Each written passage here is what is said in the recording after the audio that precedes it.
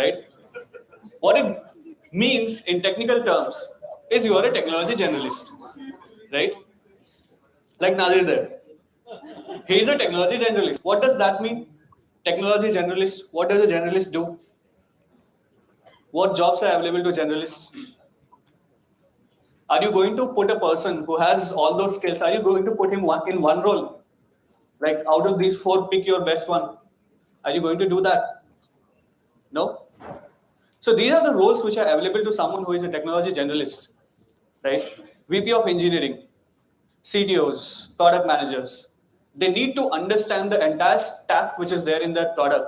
And for this, they need to understand all those technologies, right? You cannot be very good at just one technology and be expected to lead a team of people who are working on different stacks, right? So when you are a technology generalist, you become eligible for roles like this, and obviously for something like this to happen in your life, right? Because these are the high-paying jobs.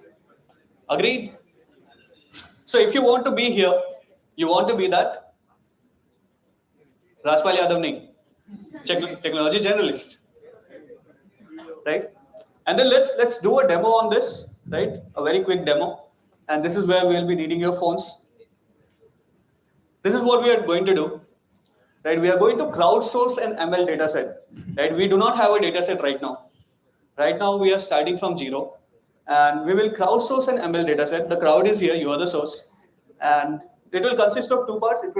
The first part is crowdsourcing the dataset, and the second part is making predictions, right? This is what we are going to do right now. So let's start. Scan this, open it on your phone. Do not do anything till I say. Just open it. Just open it and let it be open on your browser. Do not do anything. Please do not do anything. Yes, you want to try?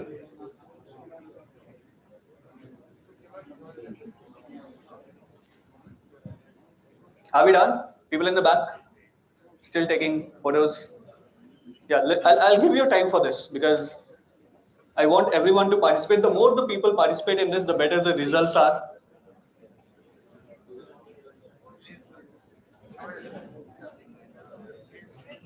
Please do not do anything yet. Although it might look simple, I'll tell you how to do it. We are done? Everyone good? Let's move forward. You see a screen like this, right? The words might be different. You see a screen like this, right? And there are four simple options, right? Is it very similar, slightly different, very different, right?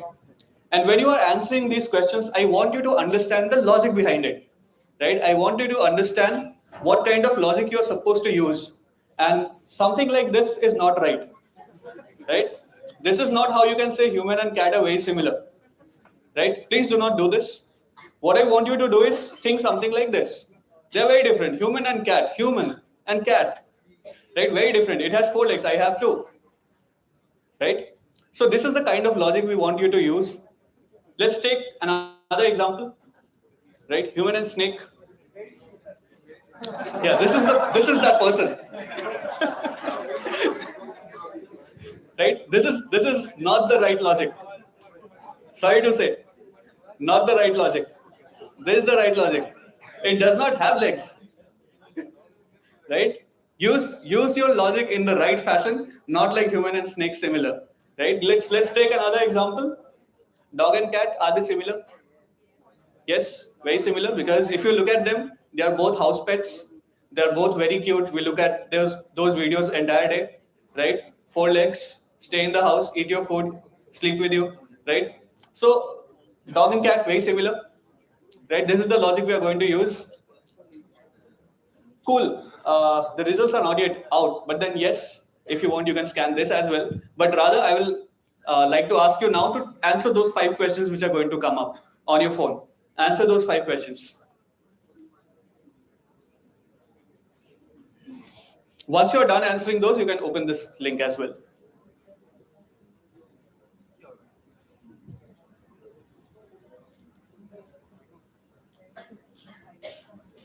And while you are probably scanning this, I'll ask you to bring up the demo results. So initially we started with this data set, right? We started with this data set, and is everyone done? Anyone who is not done yet? Not done yet? यार 5 question है, कुत्ता बिल्ली बताना है. क्या कर रहे हो? Okay, can we refresh this page, please? Okay, it's refreshing. The internet is a bit slow. It's loading. And here's the results, right? If you scan that QR, I'll send you that QR later on as well. If you scan that QR, you look at these results, and there's a couple of things which I taught you, right? There's the cat and dog, which has a dark green square, right? Which means a lot of similarity. And then there are squares with white color on them, which means no similarity. If you look at that human and spider, it has a minus 26 score, which means no similarity between human and spider. You're very right. And then if you look at, say, buffalo and cow, there's a lot of similarity between them. This is something which you have generated, you have marked. You have said that human and monkey are very similar, right? So if you look at this data set, this entire data set, we did not have it moments ago, right? We asked each of you just 5 questions. And even in those 5 questions, I'm not sure if you encountered 5 different animals or not. But then we asked all of you just 5 questions. And based on that, we created a similarity matrix of 12 animals, right? So this is how you crowdsource data sets. Have you heard of Google crowdsource? Right?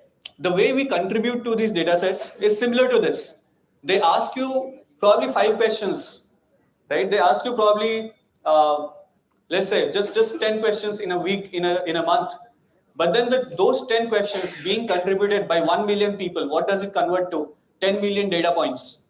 And that is how a data set for ML is created, right? If I wanted to make some predictions on this, if I brought a horse into the room and someone told me it is similar to buffalo in appearance, what else could I guess from that? What else could I predict from that? Is it different from a cow? Slightly, right? It's probably very similar to a cow. Is it very different from a snake? Yes. If you look at the score between buffalo and snake, there's buffalo and there's snake. There's minus 14 score on that, right? Not at all similar. So when you bring in a new animal and you start making predictions on that, you just need to have one association which is true to you, and the rest of the associations, your system will be able to figure it out based on what data set you have generated just now. Back to the slides, please. Probably F11, thank you. Yep, so this is what we did. We took 5 inputs from all of you and we used that to create a data set. And using that data set, you could make predictions about animals which are not on that list. And how would you be exploring it further? These are some of the resources which I recommend highly for studying something in this domain, the cloud, ML, and web domain. Although you can't see the links here, so I'll share with you the entire deck so that you can just go ahead and click these links if you want to. Cool. Questions? Any questions? Anyone? No questions. A very agreeable and smart audience. No questions, folks? सब समझ में आ गया? All good? कितने reels चलाए पीछे? Anyway, if you don't have questions, then go ahead. And this is how you should be doing it. So thank you for being an amazing audience, everyone. This is the first time I came and delivered a talk in Guwahati. It's a great experience. I was living in Guwahati for 14 years, but then this is the first time I gave a talk in Guwahati. So yes, this is the moment of truth, right? A lot of you have been waiting for this hell capture by my promise, right? Hell captive. So let's do this. Go ahead, go wild.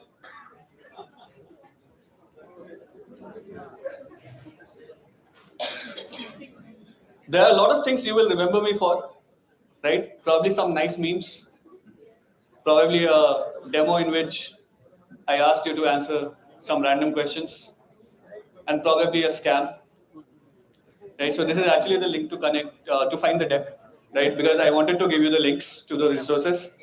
So yes, please just have the deck. And yes, this is how you can get connected to me if you want to. The same word on any platform. It's the same word on pretty much every platform.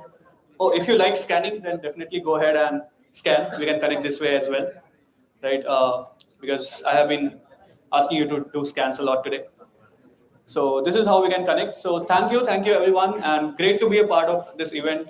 Great to be at Royal Global University. Very, very beautiful campus. The moment I entered, it was pretty amazing. So thank you everyone. Thanks a lot.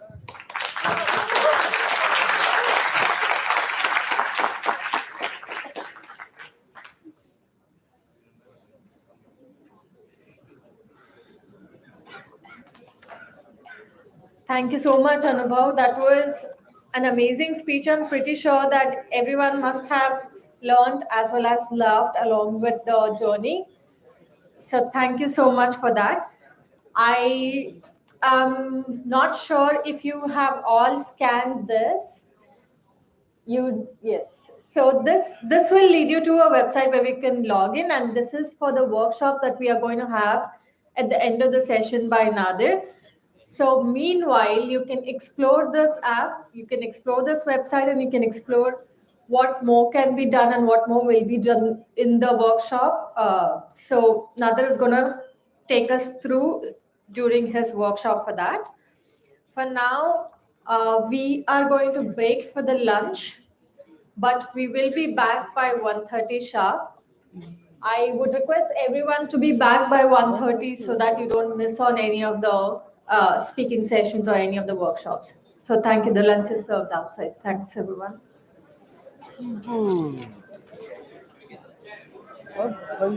Recording off. Minutes तो जा रहा था ना हाँ minutes तो बहुत कम है record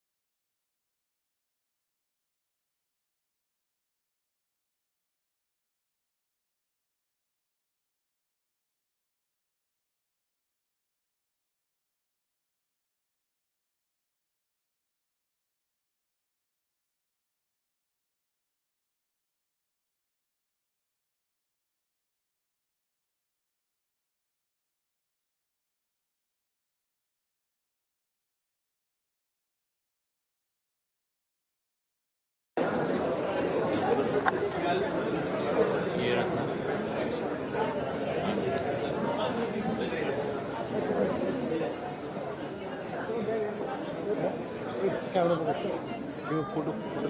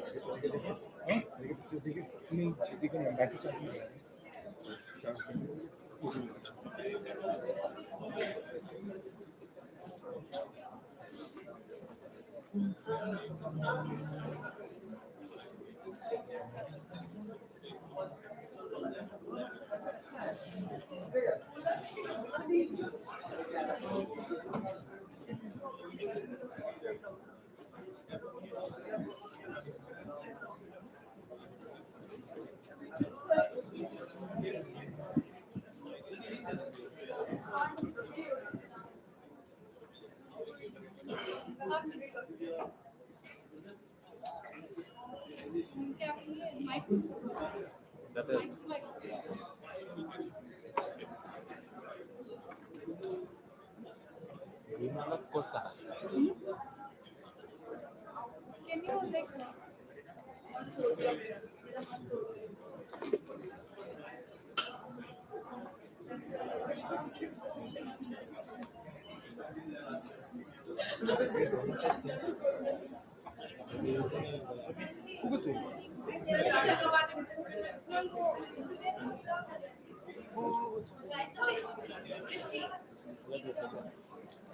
साढ़े बजे आइए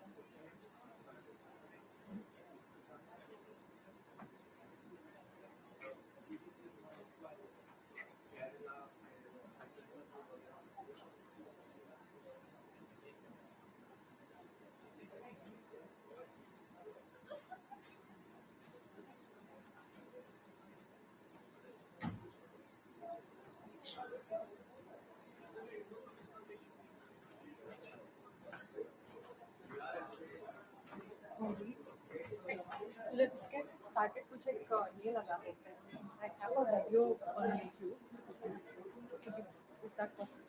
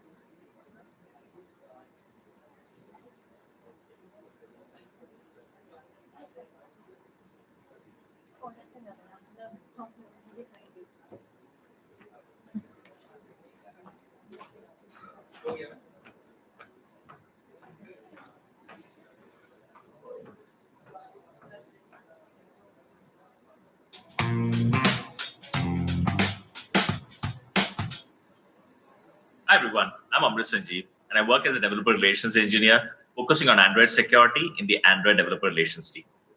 Just a quick note before we start. This session is part of our cybersecurity roadshows program. The cybersecurity roadshows are designed to help you learn about the best practices for encryption, integrity, and overall app security lifecycle. All of these resources are intended to help you make the best of your app security journey. You can learn more about this using the link in the slide. Mobile devices are now become a major part of an individual's daily life activity, like managing finances, entertainment, education, and even communicating with others. For most of us, our mobile devices contain more of our personal and confidential data when compared to what's contained on our computers. The data here covers our contacts, mailing addresses, passwords, and even essential banking details. All of this points out to the importance of mobile security in today's world, as your phone becomes a value target for hackers. Let's start with some of the terms that you're going to come across when you start working in this area. The first one I want to introduce is the Open Web Application Security Project. It's a non-profit foundation that works to improve security of software. They have come up with the mobile app security requirements and verification, which is a standard that establishes security requirements for testing mobile app security. We call it MASVS for short. And the mobile testing guide is a comprehensive manual that describes the technical process for verifying the points that are mentioned in the MASVS. Basically, MSTG is created based on MASVS, which is a standard created by OWASP. In short, this means that when you start your journey into app security, you can leverage the MSTGS to verify and test your mobile app security. MASVS defines app security requirements and verification requirements under several categories as shown in the slide here. Depending on the nature of your application and the problem that you're trying to solve, you can use these set of guidelines.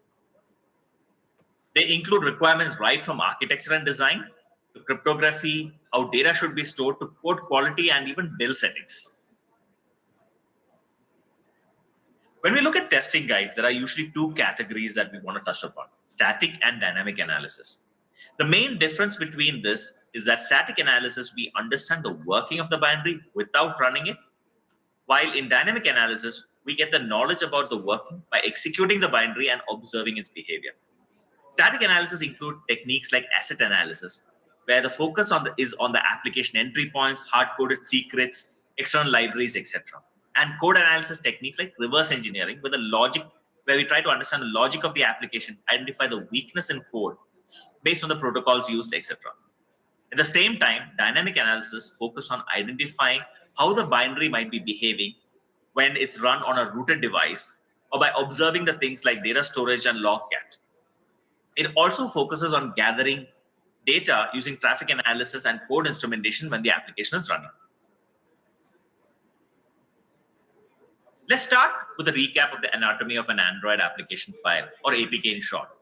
Source code in Java or Kotlin is converted to Java bytecode by using a Java compiler or a Kotlin compiler. And this is taken as input for the DEX compiler, which converts that into Dalvik bytecode, which is then added to your APK file.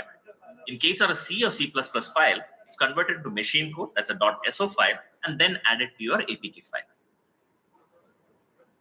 The APK file is basically a zip file that you can use any standard unzip tool to unpack. If you look at the unzipped output, it basically contains a manifest file, Dalvik bytecode, native libs, assets, along with other things. Now that we've taken a look at the Android application anatomy, let's start by taking a deeper look into static analysis. Let's start by looking at the manifest file. There's a lot of information here.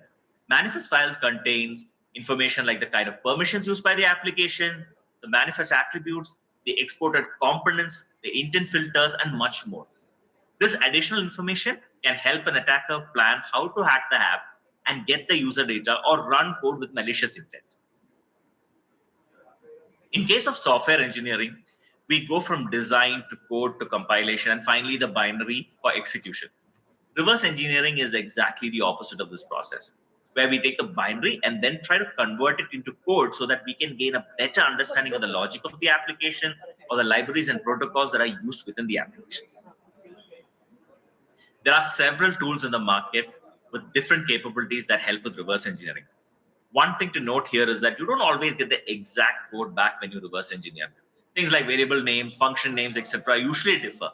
But reverse engineering does allow the attacker to gain an understanding of the logic used and gain additional information that will help plan an attack. Another thing to keep in mind is that just like there are tools for reverse engineering, there are tools and techniques that developers can use to make it.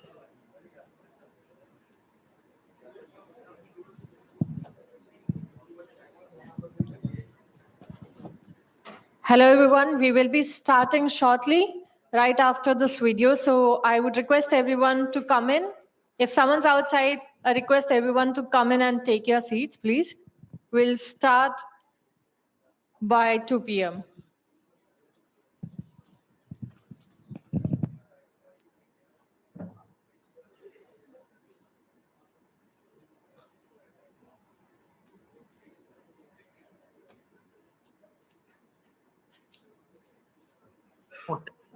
Difficult for an attacker to reverse engineer. Depending on the nature of the use case solved by the application, devs can decide what additional steps are needed. For example, a banking application might need a lot more security from reverse engineering compared to something like a to-do list manager. Let's now switch to dynamic analysis. To recap, this is where the attacker is going to gain more information by executing the binary and observing the behavior of the binary. Let's start with a classic man-in-the-middle attack, which basically is a way of gathering information by analyzing the data passed between the application and the server. This is done either to eavesdrop or to impersonate one of these parties, making it appear as if a normal exchange of information is underway. The goal of the attack is usually to steal personal information such as login credentials or credit card numbers or account information. Broadly speaking, a man-in-the-middle attack is equivalent to your mailman opening your bank statement record, writing down your account details, and resealing the envelope and delivering it to your door. There are several tools that will help in this sort of an attack, and generally, attackers rely on them to execute this attack. Another technique used is called storage monitoring, in which the attacker will observe the changes in the file system when an application is executing. Looking at the data stored in things like database, shared preferences, etc., allow the hacker to gain insight into the application data and how it is used by the application. Storage security can encompass hardware management, application development, network security controls, communication protocols, and physical security and user behavior. Next up is behavior analysis. In this technique, the attacker tries to gather information by executing the code in different conditions and observing the change in behavior. For example, running the app in a rooted device or by observing the error messages that come on the screen. An example here could be a login screen in an application. If the application upon login says that the user ID is incorrect, that addition gives the hacker additional information that that particular user ID is not registered. Instead, if the app was actually going to say that the user ID password does not match, that additional information is not shared with the attacker.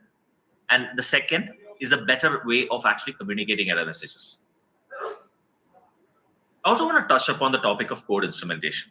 These are techniques like method hooking that will allow you to bypass and run additional code along with the application code while it's running.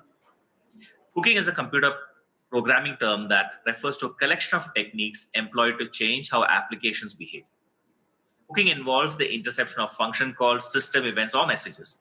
And the code snippets that perform these interceptions are called hooks.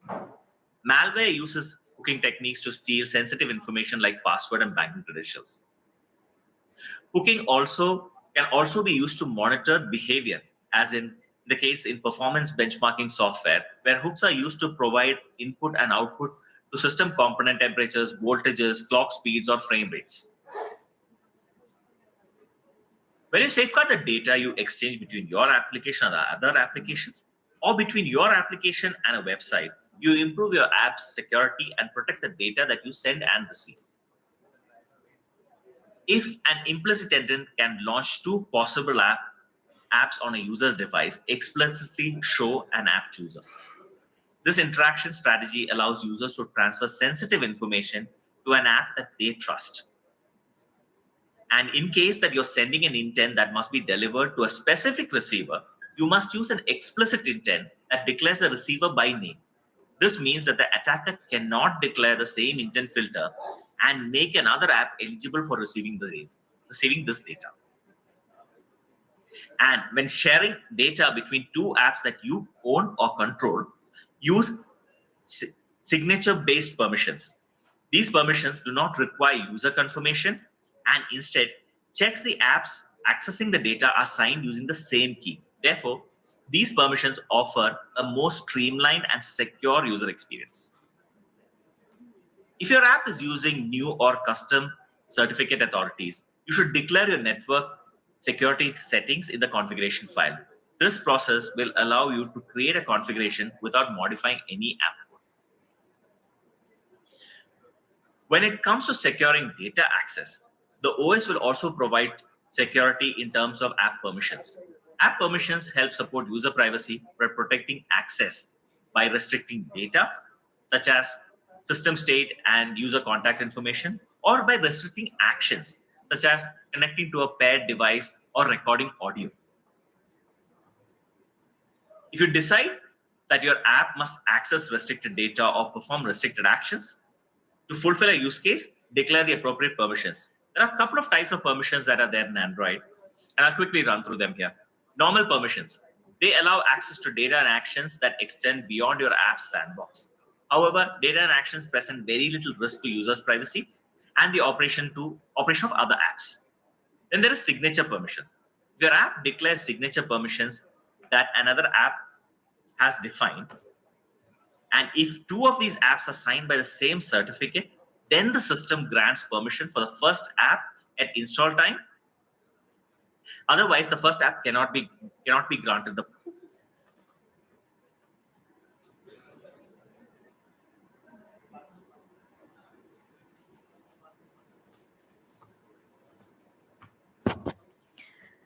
Hello, everyone, and welcome back. We just heard a little bit about as a feel of Android security talk by Amrit Sanjeev. Next, we will have talk from Janal Ahmed, 10 things that can go wrong with ML. But before that, I would request Anubhav Singh to come on stage. And we couldn't do this before lunch, but everyone, please put your hands together for our first speaker, Anubhav Singh. From GDG, we would like to thank you with this small gesture.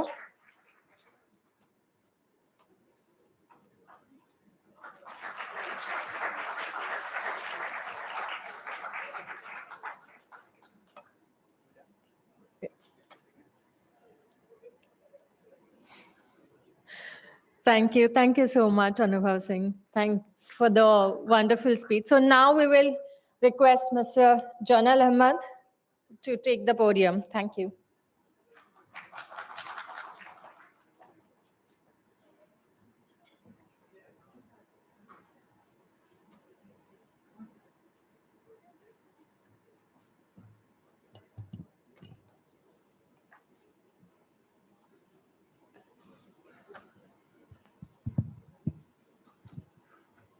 কি খবর? Had lunch? How was the food? ভাল লাগিছে সব? Come a bit forward. Come ahead. পিছত বহিলে আপনি আগৰ আহি যোৱা. Come forward, come forward. हाँ? नहीं, यहाँ पे बैक बेंचेस का फायदा नहीं है. यहाँ पे बैक बेंचेस आगे बैठो, फ्रंट बेंचेस पीछे जाओ. Let's do that. Okay, let's start. So I'm Janal Ahmed. I'll not be the bad guy who only tells you what you do wrong, but I'll also tell you what you can do right, how you can cover up your mistakes, how we can tell someone that, okay, no, this is your mistake, you do it right. You can find those mistakes what people do. So I'll not be only the bad guy, but I'll also be show you some light. Before that, my first ever community talk was at this right venue. I think this was a new complex which was built right there. We were presenting, or we were talking around TensorFlow ML, and I think it was back in 2000. You can see the VC sir, Anup is somewhere right here, and also other community folks which are there in that time. So I'm not sure if you guys were there, but anyway, I'm thankful to Ashwin to restart this process and to build the community right here. We had a plan. I think I was just opening a document which says GDG Guwahati plan, a document of 2017. But anyway, let's start. How many of you have worked on any machine learning project? You want to work on any machine learning project? आपका पता है? No machine learning around here? हाथ उठाओ. I'll not ask questions. Okay, so machine learning is being used everywhere at every company, right? What Anubhav said, right? Machine learning used in every facet of life, right? From where we should go to क्या पहनना है. Everything is powered by machine learning. Even हम लोग जब आए हैं यहाँ पे, our paths were defined by machine learning, right? Which route we should take. Everything has machine learning into it, and which is well, right? So there are a lot of new challenges to it. There are many challenges to it because we're still exploring the machine learning, but we're not yet are experts, right? This generation is not yet experts. We're still trying to understand what goes well, what should be the process, and the best practices and tools of it. Everyone has been at this stage. Build a machine learning. Your first, when you think about something, your first process is let's build a model, right? You see a problem, we see, okay, now let's build a machine learning model out of it. So what you can do wrong here is you are not solving the right problem, right? Whenever we see problem, we directly jump to build a solution, right? To build, okay, this is the first solution I see, let's build this. But which is not actually always the right way. So you should always look at what is the actual struggle of the user, what is the actual problem, how should you get value out of it, and which is where you answer questions like, how do you define a good model, how do you define a good solution, right? What is should be a baseline of it, right? You should start asking those questions instead of directly building a solution. So there is this video, but I'll not play the video. You can go through this link. Can you just pause the video? Otherwise it will play. But there are some. Hopefully, I'm going to talk to you a little bit more today. So just go to this video whenever you have time. But there are these things which you should look at, right? So always, what we have done here, we have to go to Royal Global University, right? Did we decided our paths? No, right? Based on the traffic conditions, based on road blockages, we took different paths to reach here. So always have this approach to whenever you are building a solution. Have your goal, don't fix the path. You should be flexible enough to change your path, alter your paths to reach that goal, right? You should set milestones. Let's say you should have long-term or short-term goal. When I was coming from today from Ujjan Bazar to here, I know, okay, I have to go to Paltan Bazaar, then Lokhra, then here, right? So I know this path. But which actual path should I take depends based on many conditions, right? Maybe traffic tha wahan pe, maybe wo road band tha, to mere ko U-turn leke kahin aur se aana pada. So based on that, right? So, and you should always have your users involved in the process, right? I am a developer, you're a developer, you don't know what the user problem is, right? You are given a problem, ask the user, what do you want? Aapko kya chahiye? How do you see that solution? How should it help you? How should that problem, what the user thinks of a solution is, not what you think as a developer the solution is. Have your user involved in every process of it, and then build a solution gradually on that. In this process, you will make sure that the user actually likes your solution. He is actually going to use your solution and not just that, throw up that solution, ye solution hai, use karna hai karo, nahi karna hai mat karo. No, that doesn't work. So you should always make sure that your solution is a good fit for machine learning, right? Don't try to kill an ant with an elephant, right? There could be a solution which just needs some rules, right? There could be a solution which needs a very sophisticated deep learning model. So you should identify, okay, if my problem is the right fit. For example, if you are building, say, something as an personalization, or many of you talked about recommendations, right?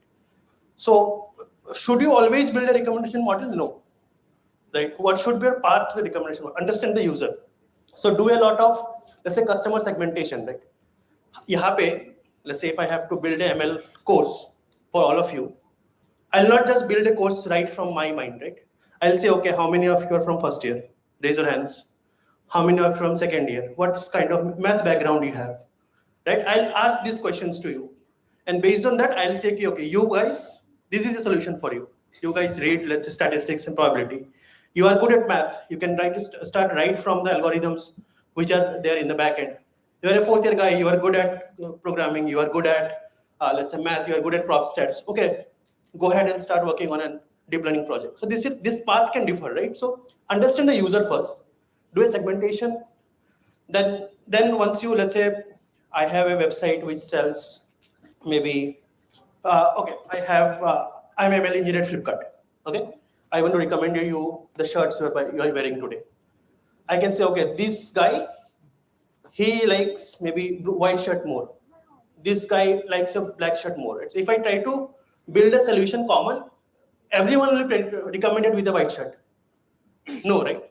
So if I identify what your user profile looks like, what is the persona of the user, find those common or find those similar users in a platform, and then start targeting those users. In 4 user ko kya acha lagta hai? Un 10 user ko kya acha lagta hai?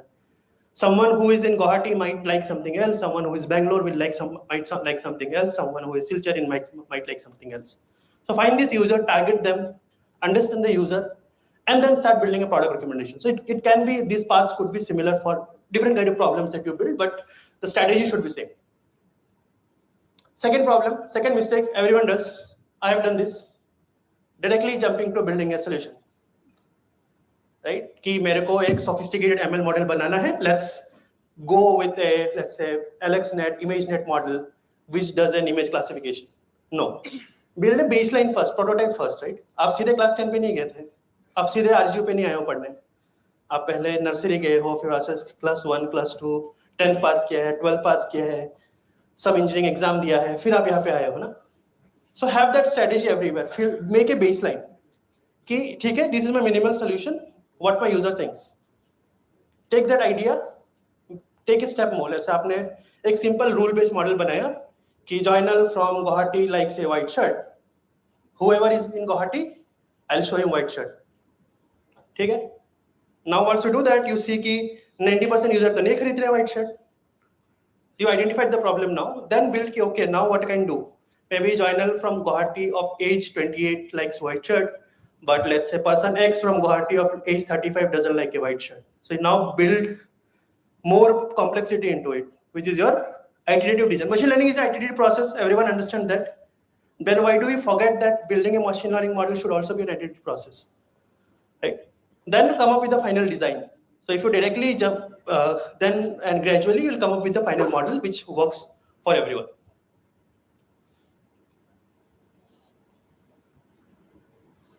A very simple, everyone knows SQL.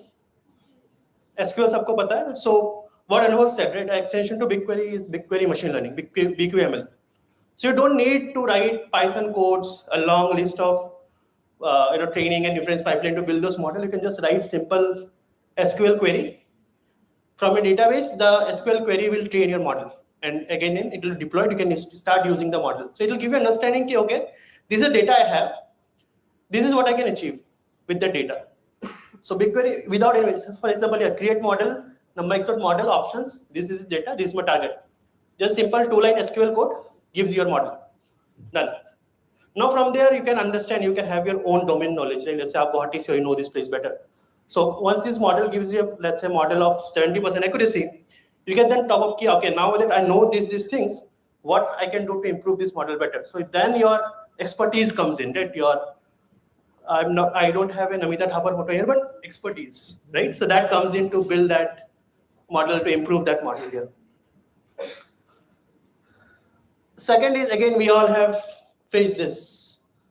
My model takes years, months to train it. I had once a time, I was supposed to train a model and it showed me 3 years to complete. Like, tab tak company mujhe nikal degi.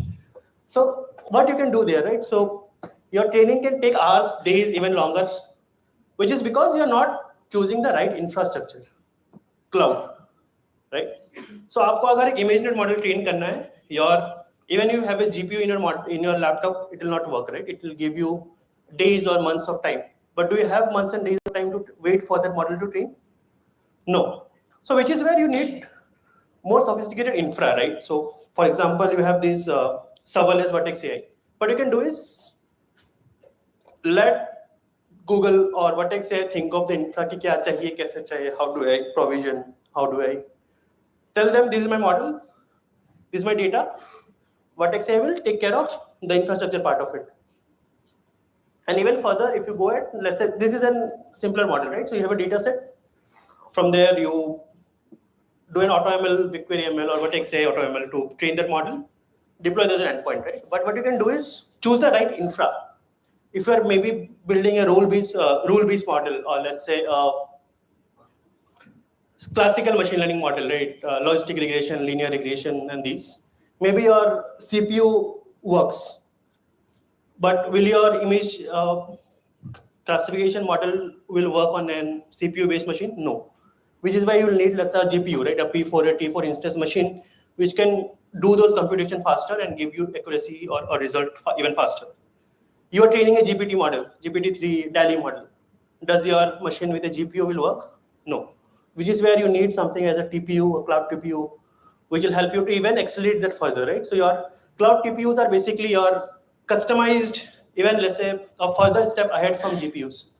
So these are customized machines which are optimized to run these machine learning operations on that chip. which are accelerated, right? So this is built for Google Cloud. These are fast iterative development, so it will help you to increase the overall life cycle even faster. Second problem, model बन गया, compute आ गया, model बन रहा है, but what about accuracy? Some people had raised their hands, right? So I'll ask one question: how do you measure your model's performance? Anyone?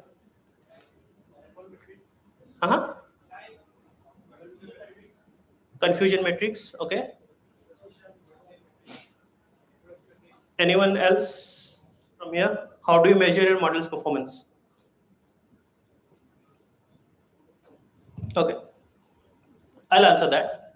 But before that, right? So accuracy, you have seen, or all of us has faced this problem, right? You don't have enough data, you don't have a model, or your data is not balanced, right? I have specifically put this image here. Can anyone say why? एक glass में पानी कम है, एक glass almost full है.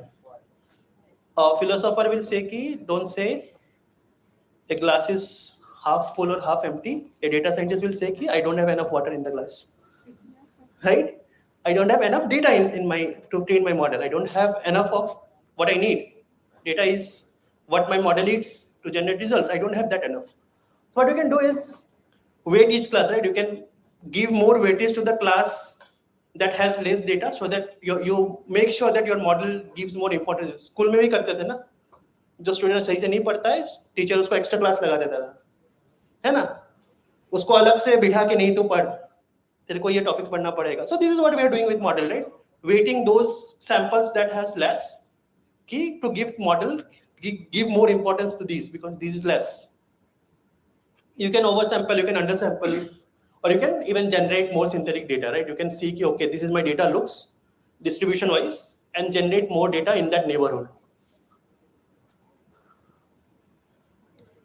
Confusion matrix was a good starting point, whoever answered that, but it is not it, right? Because there are also very many things you can derive from confusion matrix: accuracy, precision, recall, that's all. But that not might be it, right? For example, you are training a model which detects fraud, banking fraud. मैं एक loan ले रहा हूँ, मैं वो loan चुकाऊंगा कि नहीं, ठीक है? There are let's say 100 people here. कितने लोग फ्रॉड करेंगे यहाँ से? एक या दो लोग ही कर पाएंगे, करने की इच्छा होगी उनको, बाकी लोग तो भरना ही चाहेंगे लोन. आप लोन दोगे तो you should think about building that model. हाँ, t-shirt fraud. So if you then have out of 100, only 2 people who are fraudsters, 98 people are not, your model predicts everyone will not do fraud. Your model is 98% accurate. Your model is 98% accurate, but is it so? Because you are looking at wrong metrics. Appearances can be deceiving. You are looking at wrong metrics. You are not looking at. You should not always look at accuracy. Accuracy is deceiving. Look at precision recall curves. Look at other metrics. Let's say mean reciprocal rank. What is that metric which is relevant to your problem? Look at that. And बस confusion metrics देखोगे, you get confused. Look at what you can derive from there. Precision है, recall है, MRR है. Other metrics are there. Look at that. And based on that, identify, okay, if my model is performing good or bad. So there's some solutions here, right? For example, improve your domain expertise, right? Understand the problem more, understand the space more, right? कि यहाँ पे क्या हो सकता है? Because आपको, if you take that ज्ञान in you, then तभी आप model को सिखा पाओगे, right? You are its teacher. So understand that more, include more varied training data, right? So यहाँ पे अगर let's say 100 people है, then let me get data of let's say another 500 people from Guwahati. उसमें maybe 50 people will be fraudsters, right? Let me get a data of let's say 1 million people from India. वहाँ पे few lakh could be fraudsters. Improve your domain space, improve your data point collection so that you can get more varied data, you can get more representation of each of the classes, and then apply it with weightage, apply it with oversampling, undersampling. You'll have enough data which trains your model even better. Then try different architectures. Like I said, don't go to a final architecture ki yahi hai mera gold standard. No, build over time, try different things which works for you, which not, and in that process also understand कि ये model काम क्यों नहीं किया, ये model काम क्यों कर रहा है. Understand that कि मैंने ये change किया. Let's say I change just the architecture of the model, or let's say in a neural network I just added 2 more layers, 2 more hidden layers. How it works, why it gave me more accuracy. Look at that. I think this is something would be very alien to you guys or never have heard of, and this is even not very talked about in a traditional machine learning sense. Is transparency and fairness, right? आपको bank ने loan decline कर दिया, and that decision was done by a ML model. क्यों decline किया? You'll ask that question to bank, है ना? मेरा loan क्यों डिक्लाइन हुआ? बैंक क्या बोलेगा? ये मॉडल ने बोला इसको लोन नहीं देना, तुमने नहीं दिया. Will it work? You want legit answers, right? कि मेरे को लोन क्यों नहीं मिला, मेरे को ये सर्विस क्यों नहीं मिली, या फिर there was again one example. I'll not take the name of the country or the company who did it, but उन्होंने क्या किया? They built a model कि classify who can be a criminal based on their appearance, based on their face. ठीक है? And in the data they had 90% images from one caste of people or one category of people. जब model deploy हुआ वो पूरा area को criminal declare कर दिया because model ने कहा है, and it became a lot of backslash to the company, and that company is not existent today because of this what happened. So which is why looking at transparency and fairness, right? Your model might not be working for everyone. हम सबने ImageNet का नाम सुना है. ImageNet which was trained in the West, can I take the model and deploy it here and expect it will work? No, because हमारे appearances अलग हैं, है ना? हमारे personal, हमारे even the kind of trees are different here, the kind of houses are different here. So you'll not be able to expect the same kind of accuracy or performance of that model if you just ship the model from one place to another, which is where you need localization, right? Your model will not be able to serve everyone well. So you want more representative data of the place or the geography or the demographic that model is intended to. अगर एक loan prediction model लिया US से, उसको यहाँ पे deploy कर दिया, बहुत सारे डेटा पॉइंट तो है नहीं हमारे पास यहाँ पे जो वहाँ पे रिलेवेंट है, which will not work. So there are certain questions when you try to build a responsible ML model, right? For example, even let's say even this question, right, which is very, I think, important is how was the model trained and who trained it? Because your model thinks exactly how you think. आपने data उसी type से annotate किया है, data को उसी type से बनाया जैसा आप सोचते हो, तो मॉडल भी वही सोचेगा. It will not think something else. So which is where try to get as many varied data, right? Say instead of you only annotating the model, ask your whole of the friends to annotate the model more, right? Get more variance to the data, so that फिर आपका model फिर आपका सोच नहीं सोच रहा है, सबकी सोच की तरह सोच रहा है ना? Think of it that way कि who trained the model, who labeled the data, when it was labeled. The data, let's say, which was created in 1980s will not be relevant today. Right? A data which is relevant today may not be relevant 10 years later. So think at this sense, right? And then there are certain tools which will help you to understand why the model is performing the way it is. For example, the what if tool. Marvel का what if series सबने देखा है? उसमें क्या होता है?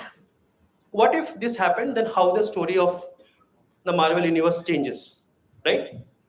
Similarly, what if this data changes? How my model starts behaving, how my model's behavior changes.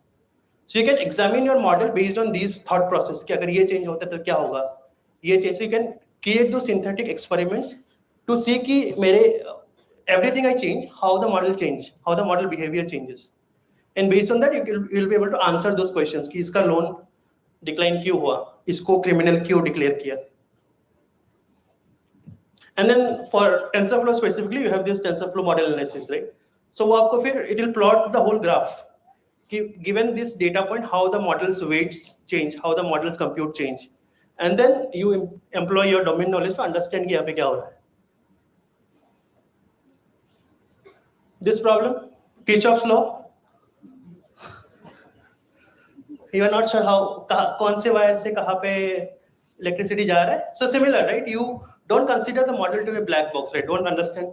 Try to understand how your model works, which will give you more understanding about why it made certain prediction, and which is where you will be able to find more areas to optimize it. अगर आपको पता ही नहीं है, there's a very famous saying which says you cannot improve what you cannot measure, which is true, right? अगर आपको measure ही नहीं कर रहे, आपको पता ही नहीं कि this is my baseline, how will you say कि improve हुआ कि improve नहीं हुआ? So understand. So if you have an understanding of the model, then you can improve on that, try to increase it accuracy or performance or whatever you're targeting for. So to summarize this, there are these different tools for images, text, tabular data. For tabular data, you will be looking at feature importances, how much attribution, how much importance my model gives to this specific feature to come up with this decision. For example, in image, let's say is this dog classifier, the model looks at this area which is green. So this is the only area the model looks to make the prediction. Now, if let's say the model predicts it is a dog and यहाँ पे green आता है, which means my model is looking at the wrong area. So now you will make specific changes to a data your model architecture कि model सही जगह देख. Even text, right? कि देखो out of all this text, to come up with a sentiment score, model ने बस ये देखा कि not love. उसने बाकी words को नहीं देखा, but it doesn't make sense for the model. Sentiment निकालना है, तो not love, which is a negative sentiment, right? Again, a buzzword, right? So we have identified what the problems could be in model building, performance, fairness, and responsiveness. Fourth one is MLOps, right? How many of you understand what is MLOps? DevOps पता है किसी को? What is DevOps?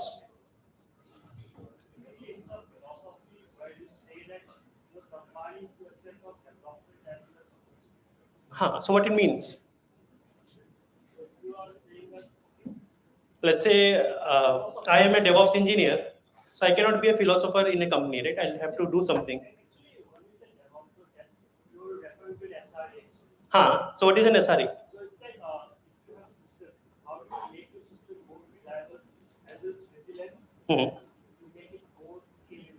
Okay. So आसान भाषा में, the code that you have in your model, in your machine, how do you make sure it reaches you? Anubhav made that website, but it reached you via that QR, via that web page, right? So this whole process is DevOps. कि अगर मैं एक user है उसको भी cater करूं, 100 user है उनको भी कर पाऊं, 1 मिलियन यूजर है उनको भी कर पाऊं. This process of putting your art, code is an art, so putting your art in front of your user in a scalable manner is DevOps. So now, if I just remove dev with ML, what do you understand of MLOps?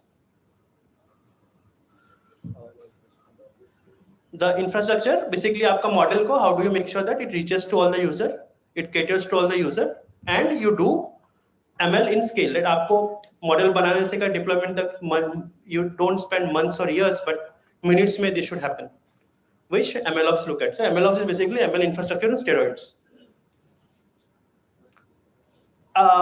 This might not be a relevant mistake for you guys, but still keep in mind that you might accidentally push some wrong models into production. I have seen that, और मेरे साथ हुआ है ये. And because we didn't have enough checks and balances at places to identify if my model is the correct model that I'm deploying or not. So how can you do that, right? So similar, look at the right metrics, have tests at places which tells you if my, let's say, model is better than the last one, if my model is solving the right problems, and based on that, take a decision whether you want to deploy that model or not. For example, there's this vertex A pipeline. So यहाँ पे सबको acyclic graphs पता है? Directed acyclic graphs. There are nodes, there are directions. So let's say your each graph, each node is a step. Let's say first step is gather data. Only if that cycle passes, the model will go to the next step. Train the model. There you can have a check saying, what is my model accuracy? If only passes, take the next step. So in this pipeline or a DAG, you can specify these things, and based on how it performed in one step, it can go here or take a different route to make sure that the model is deployed or not, or even if to deploy it or not. Anyone has faced this? Your model's performance decreases over time. Or do you think it will happen? The model performance can decrease. Why? Why it can happen? And why the data changes?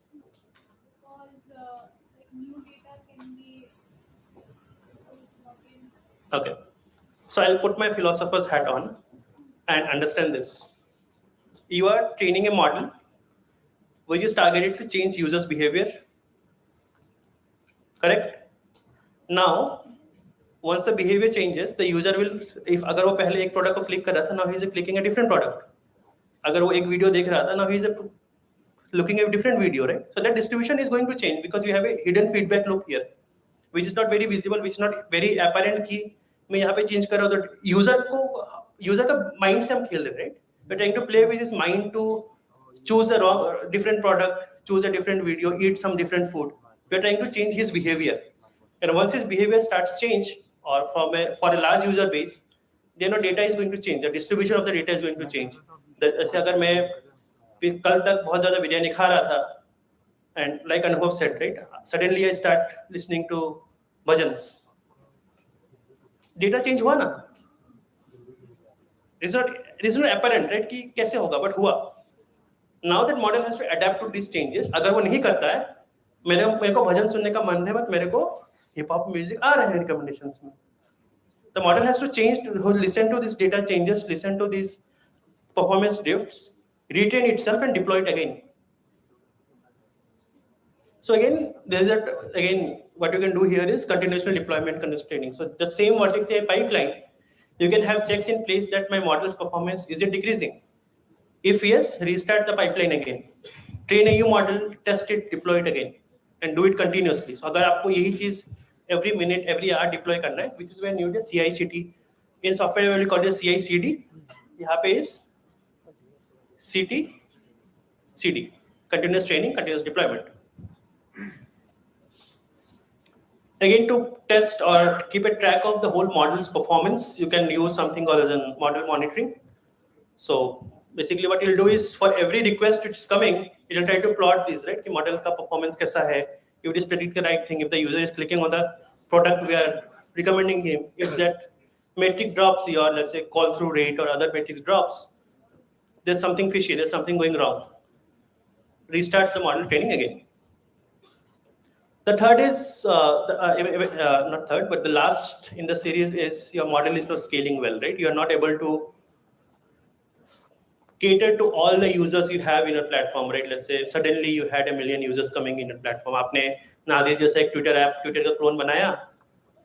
Suddenly the world saw it and everyone thought कि यही next Twitter है. They came to that platform. What will happen? Your app will crash if you're not scaling it well, right? अगर आपके पास उतना compute at the back end नहीं है. So this is what happens in scaling, right? As the user grows, you are acquiring more compute, you are acquiring more resources, deploying that there, serve the user. Once the user decreases, आपको अभी तो compute नहीं चाहिए ना? User have gone, आपको, why do you need that service to be live? So destroying it, releasing those machines back to save cost. So then what you can do here is basically then have Kubernetes containers again, right? Virtualization. Create your model, your packages in a container so that you can quickly deploy them whenever there is a need. Scale it up using GKE, and when the user traffic goes down, remove them back so that you save costs on that. Just to summarize everything, you can take a click of this if you want to have. So there are 4 major areas a beginner or a ML practitioner can go wrong. Is model building, model accuracy, transparency, fairness, and MLOps, which is where you can do wrong things or you can you are not actually looking at the right metrics. But I've given you some solution. Again, these are not exhaustive, but this could help you to decide which path you should take whenever you are working on an ML project. ये question है किसी को?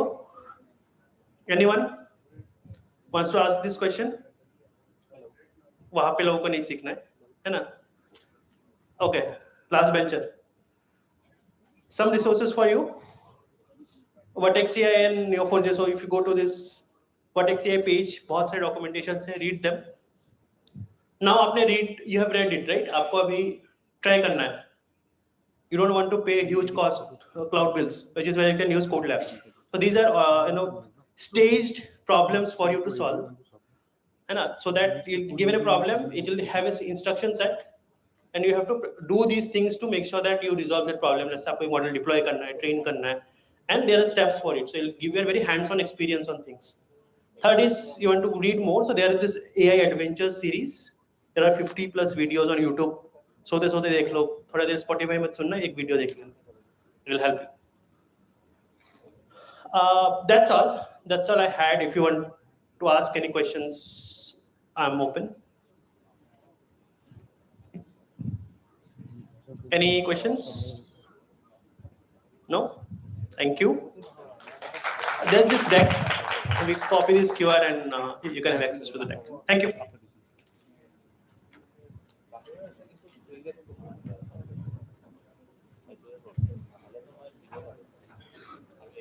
Thank you so much, Janal. That was interesting, and I am going to correlate GDG Guwahati with what you just said. We are localizing. We are trying to grow. We are trying to every time learn something new and change our data every time. It's an iterative process. I agree. And I request our team member Shivam Dubey to give a small gesture of thank you from GDG for taking time off and educating all of us here today.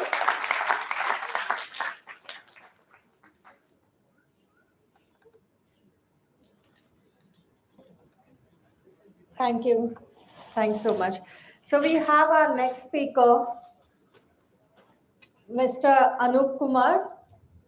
So you all already know about him. And he's going to talk about internet governance. So Mr. Anup, the podium is yours. Let's put our hands together for Anup Kumar.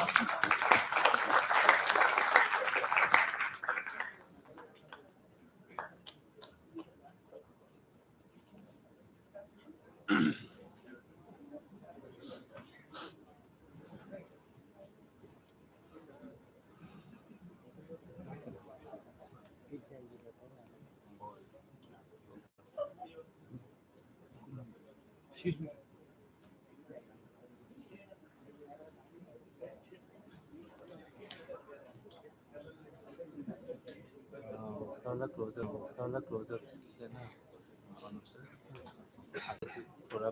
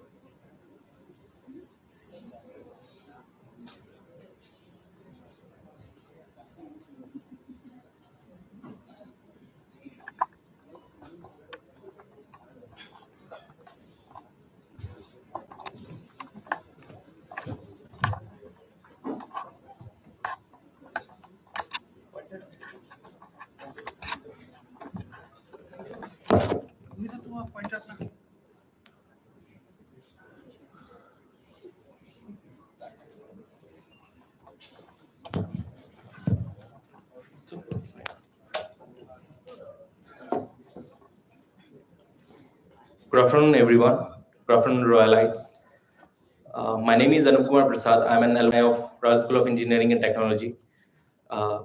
Thank you, Professor, Dr. Vice Chancellors, S.P. Singh, sir, for giving us the opportunity to hold this program today, and all the dear faculty members, and also respected Professor Dr. A.K. Ankur Ganguly, sir, who helped us to coordinate for today's program. So, and much thank you to Asvija ji for helping us coordinate totally with this, and thank you all the volunteers out here for organizing in such a good way, and thank you all the GDG group developers team. Thank you. So today I'll be mostly talking about internet governance, and also I'll share my experience for the students of RSET, like how you can keep growing into your field. Already the technicalities have been said by Anubhav ji, Joynal ji, and it will be explained by Nadir ji. So okay. So till date, I have 4 research publications. So the first teacher who guided me was Isita ma'am, and then Saurabh sir, and then the whole RSET team helped me in writing the research papers. That was Smart as my alert using IoT. So it predicted threshold values using decision tree classifier, and also I won the Student Innovation Award for this. So moving ahead, during COVID, I saw there are many models which are predicting COVID. COVID's like upcoming time, when the COVID will be arriving next, the second phase or the third phase, when the next lockdown. So what we did with group of team members and academicians, we did a comparative study on the predictive mathematical models for the risk assessment of an COVID-19 pandemic in India. And to be true, what we predicted has come to be, in fact, like we predicted, January 2021 would be the time when the next COVID phase would rise. And that was what true. And we also won the first best paper award by Advanced Medical Physics and Healthcare Engineering. So the third paper was effects of excessive use of mobile phone technology in India on human health. Like as our VC sir said, that behavioral science is one of the most important aspect in Harvard too. So what I saw that during COVID, many people were getting musculoskeletal problems, irritations in the eyes, and different diseases. So I started looking for the issue. What is the issue? Because many companies do not understand this kind of behavioral changes, and they ask the employees to be on work for longer time. So I thought of writing a research paper, and this has created an impact factor of 4.2 in the technology of society. So the last paper which I wrote was on blockchain technology for biomedical engineering applications. Like even we introduced big data, Internet of Things, kind of terminologies there, and also big IoT, BIoT topics there. If anyone is interested, they can read it on Google Scholar, or if you are associated with your library, you can get it there. So my after when I passed out from like college, the edtech experience which I had was my first experience in the industry. So during that time, I thought how to contribute to the society and how to contribute to the organization. So with my knowledge of whatever computer skills I have, I saw that there was a lag between the sales team and the coordination of the people. So I tried to instill the technology, and I tried. Also, this has resulted in 50% like reducing the sales team workload. So you have to be very inquisitive about understanding how you can implement things. You can implement your IT skills into this. This is basically for the RGU students and everyone present out here. So he was responsible, like I did the automation for students' data for systematic arrangements. So these were the initial parts, how I started it. Also, there was one of the experiences of healthcare industry, like Dawai, which was my first, again, experience as an intern there. So we designed for like from low fidelity to high fidelity wireframes for the people. And also we started like understanding the data in a more proper way. We understood the behavior of the customers, how they are, what they are purchasing, what are their needs, what are their requirements, and then we started scaling up the thing. So this was my recent experience with RGU, like being an executive officer for them, for the innovation incubator. I helped them in drafting for the MOU. Like we added a few policy points out there and improvising draft for the technical startups out there even. So if any one of you all are interested for having incubations, and so In the B block, you can see that there is a very beautiful infrastructure out there. You can come up and you can just apply. You will share the concerned department's number so that you all can enroll and get benefits of the IIC sale. So after that, also we look for capacity building and internet governance. Even RGO has association with different center of excellence for like Cyberpeace foundations and other organizations. So this was the time when I started exploring the startups more. So I visited startup Orissa. So that was a very wonderful trip where I learned more about the IPR, intellectual property rights, and also about how to grow the startup ecosystem, like even the policies which are required for a startup and the companies, so that are very implementable. So my experience with Google Cloud is like I've achieved the ultimate milestone. I'm with Google Cloud ready. So what I saw that with a viewpoint of my last experiences, that when we try to implement, like just basically I will start explaining you with a demonstration. Like when the company starts, so there are co-founders, so there are other team members with them. So when you see the organizational structure, so you can see that if the directors are here and if the resource persons are here, so you need to implement policies, and at different level different policies are there.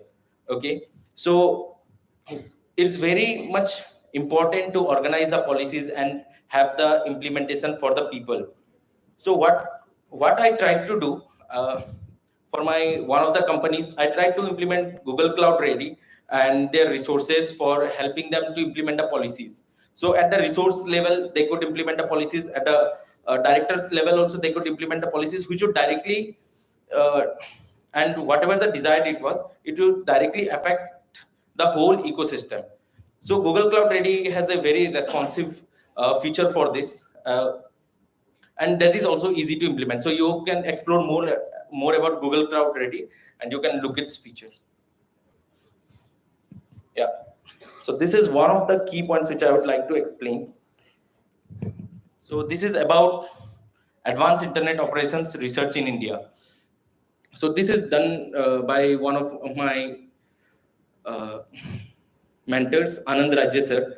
So he have also looked into this, and he have explained to a different number of people like how this is going to be applicable, like the network utilization, future network, and the quality of experience and the policy development.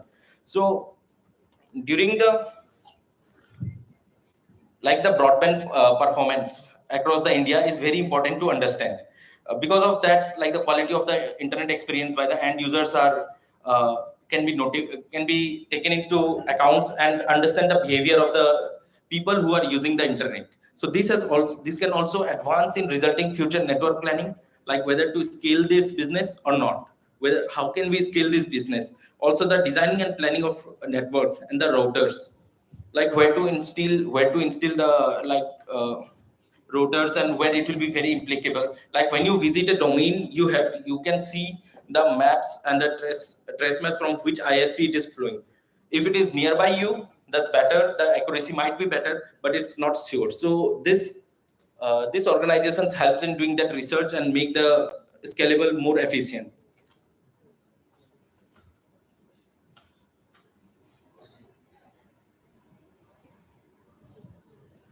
So recently, I was the fellow of INSIG, like India School on Internet Governance, which was held during this September 26th, and I was lucky to get this fellowship. And also, like people from different countries have joined for this fellowship. It was held in physically at IIIT Hyderabad. So I got this opportunity, and it was one of the best experiences of my life to visit this. I got to network with many of the people. I even got to network with the former ICANN chairperson, like Dr. Martin Bortman. So he's one of the resourceful person who can guide for anyone who is interested to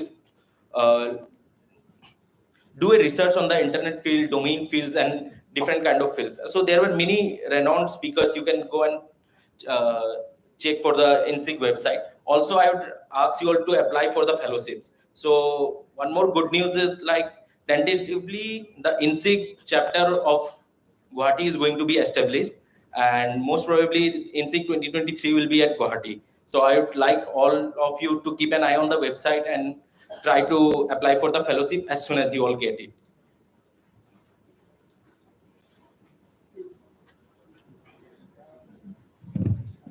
So the objectives of INSEAD, like why to join INSEAD.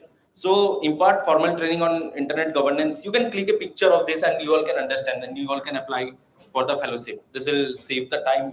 So what it helped me, like I got to form a community. I got to know if there is any cyber attack on a system, whom to contact first. How many of you have been a victim of cyber attack or anything? Anyone here? Okay. Okay, I see if you raised up hand. So if you all want any help, you can just connect with me. I'm on the Instagram also with Cyber Wallet. You can see some of the testimonials there. Also, like what I would request, like if the organizations have any attack response, like if recently, how many of you have heard that AIMS was attacked with the ransomware? Okay, so there are a good number of people who are acquainted with this IT knowledge. Okay, so they should have, or I don't know if they have contacted. It's called CERTIN. It's like India Cyber Response Team, Task Response Team, who looks after this. So this is the way. This many knowledges you get to acquire from that, and also internet governance is such thing that which is very much applicable in upcoming time. So I keep on praising the concept of internet governance and the India School on Internet Governance. So yeah, it's basically like how many of your parents have been a victim of cyber fraud? Anyone? Okay, so there were some of the clients whose parents have been a victim of cyber financial fraud. So you learning is not only enough, but your members or family members, you need to educate them about this. Do it slowly because they might not be acquainted with that speedy way of learning. So try to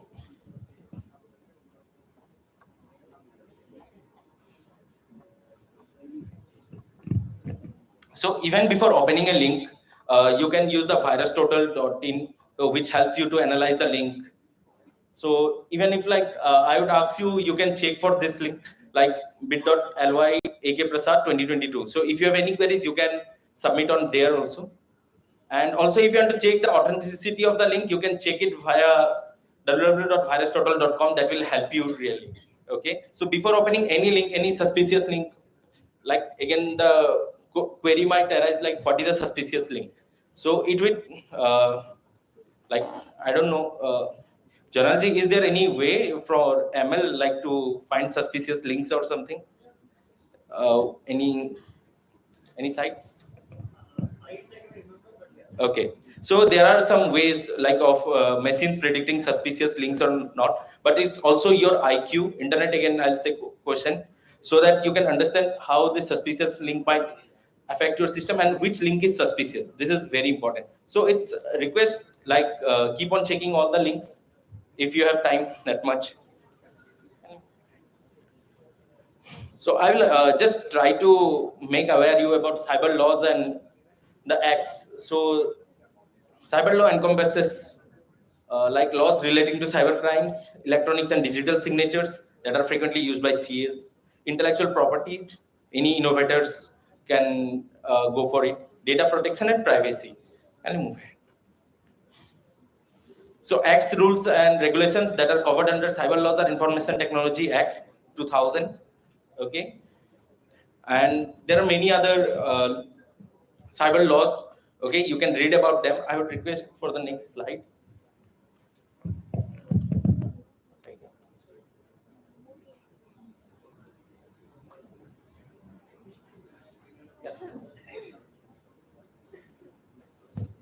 How many of you all know your rights here related to IT? How many of you all read about cyber laws or IT Act 2000? Anyone? Okay. So after being a victim or before being a victim? Okay. Okay. So how did you get victimized?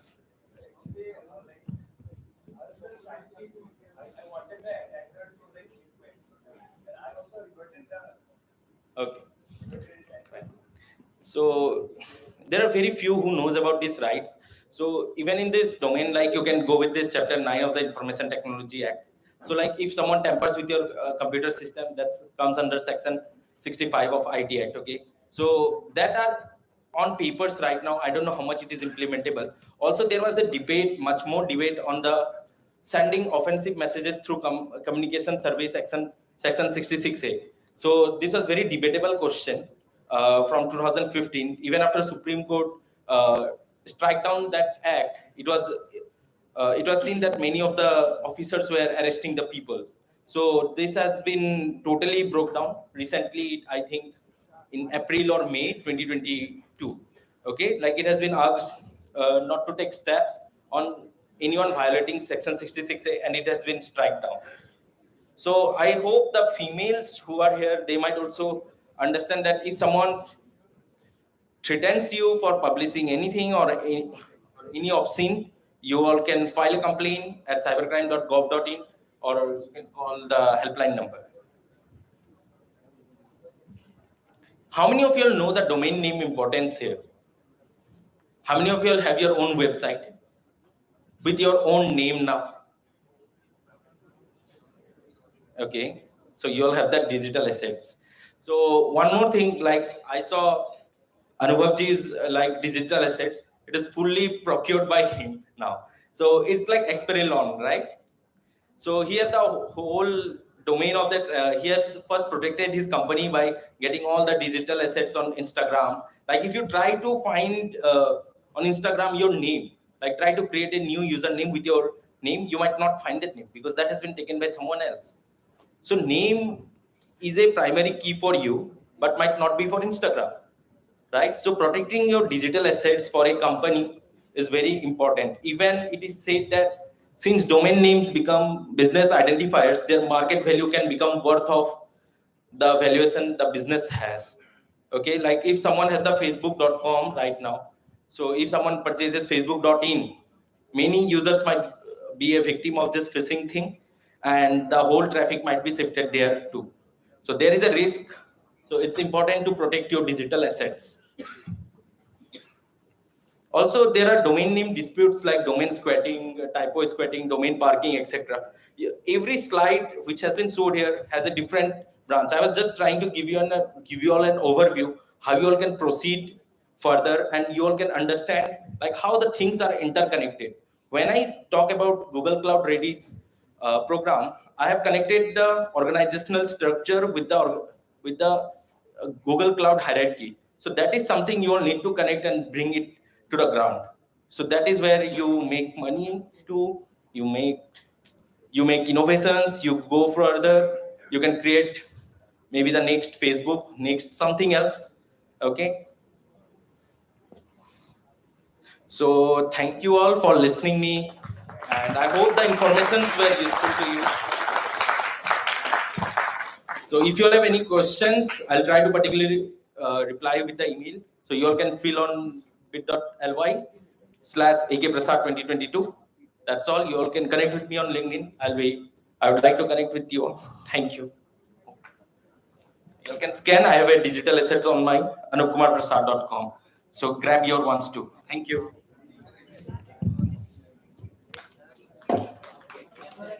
Okay. Thank you. Thank you, Anup Kumar. Please come to the center stage, and thanks for educating us on internet governance today. I hope everyone are aware of how to secure and to secure, actually, to start with, you have to secure all the digital assets along with it. So I would ask my team member Aditya Oja to hand over a small token of gratitude from JDG Guwahati for your wonderful talk and educating all of us. Thank you.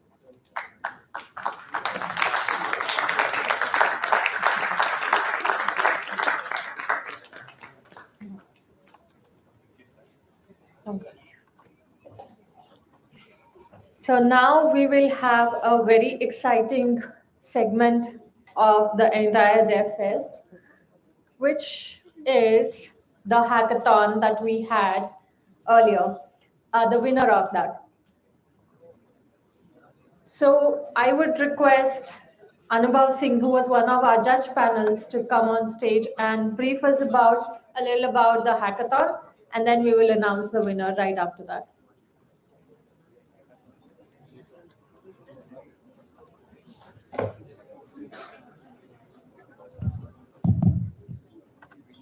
Hi everyone, back again. Yeah. Had good lunch? Yeah. Cool.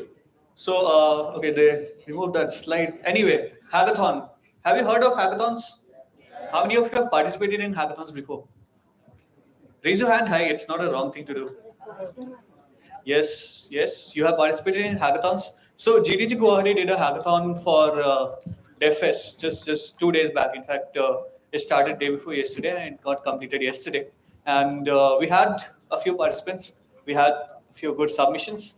And going to that later. First of all, for those of you who are new to hackathons, right? So hackathons are basically these highly charged 24 hours or maybe 36 hours of sprint in which you develop a product from idea stage to an MVP. You try to build that, right? You have you will probably participate in a hackathon.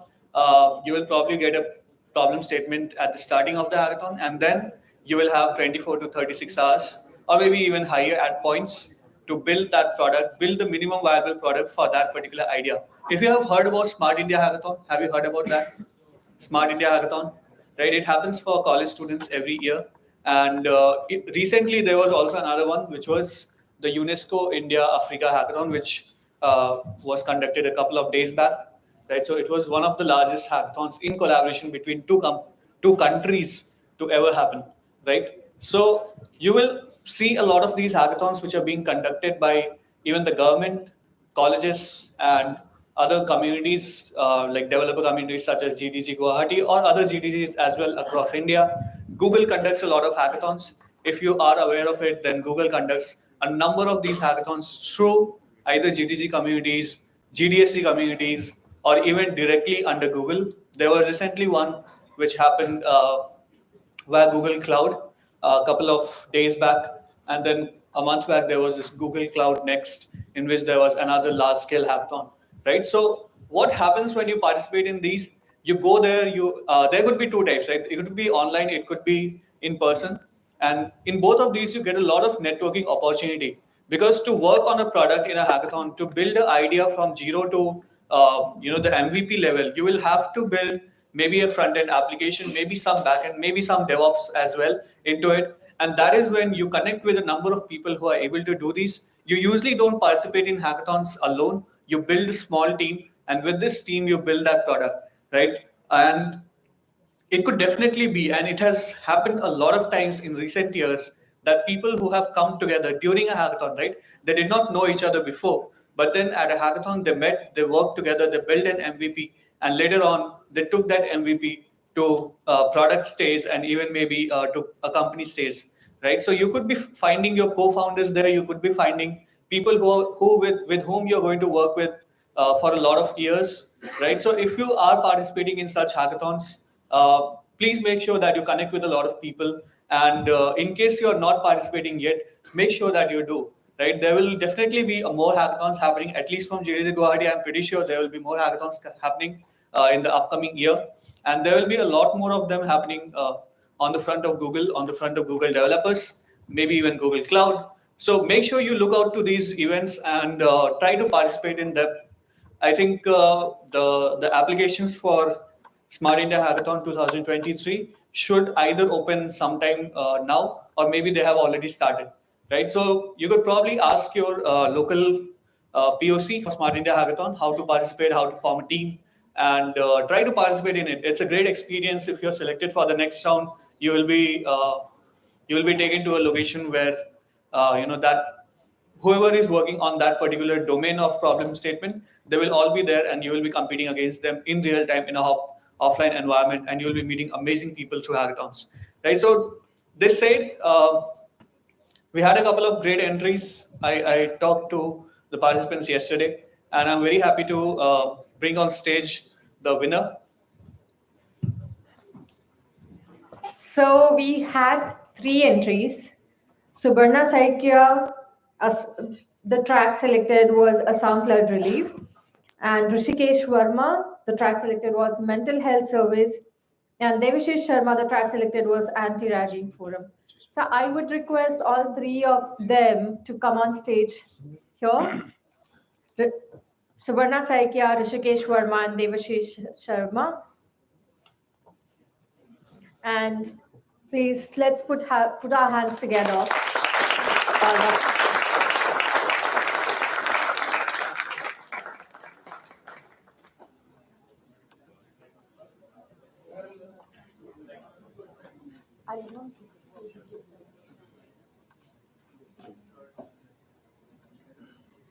So it was a very close competition, guys, and thank you so much for participating. So I would like to give away our first winner as Rishikesh Verma.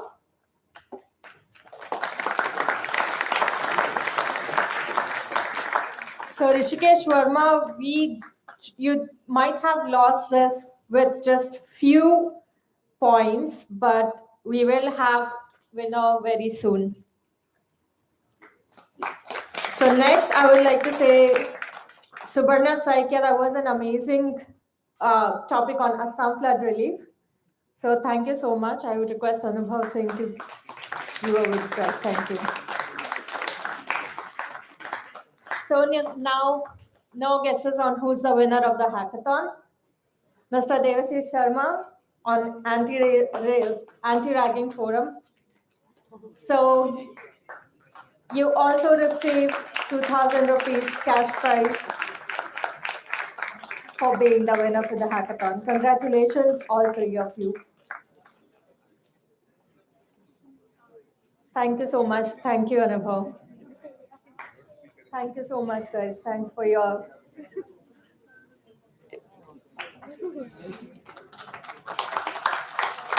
All right, so next we will have our workshop right now, and I hope everyone's already downloaded or viewed the QR code website that was passed along. So I would request Nadir Laskar to be on stage, and we will be looking at the scaling Twitter on Firebase. So this was already a workshop on pre-devfest that happened yesterday. So we will be looking at that a little and also furthermore. Welcome, Nadir.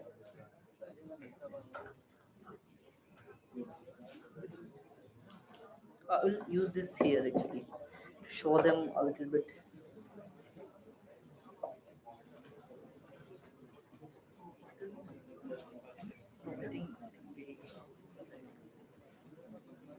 Standard बाकी लोग photography नहीं डालते ही उनको हाँ योगेश के साथ फिर बाद में डालते हैं सही में हमको लगा cool.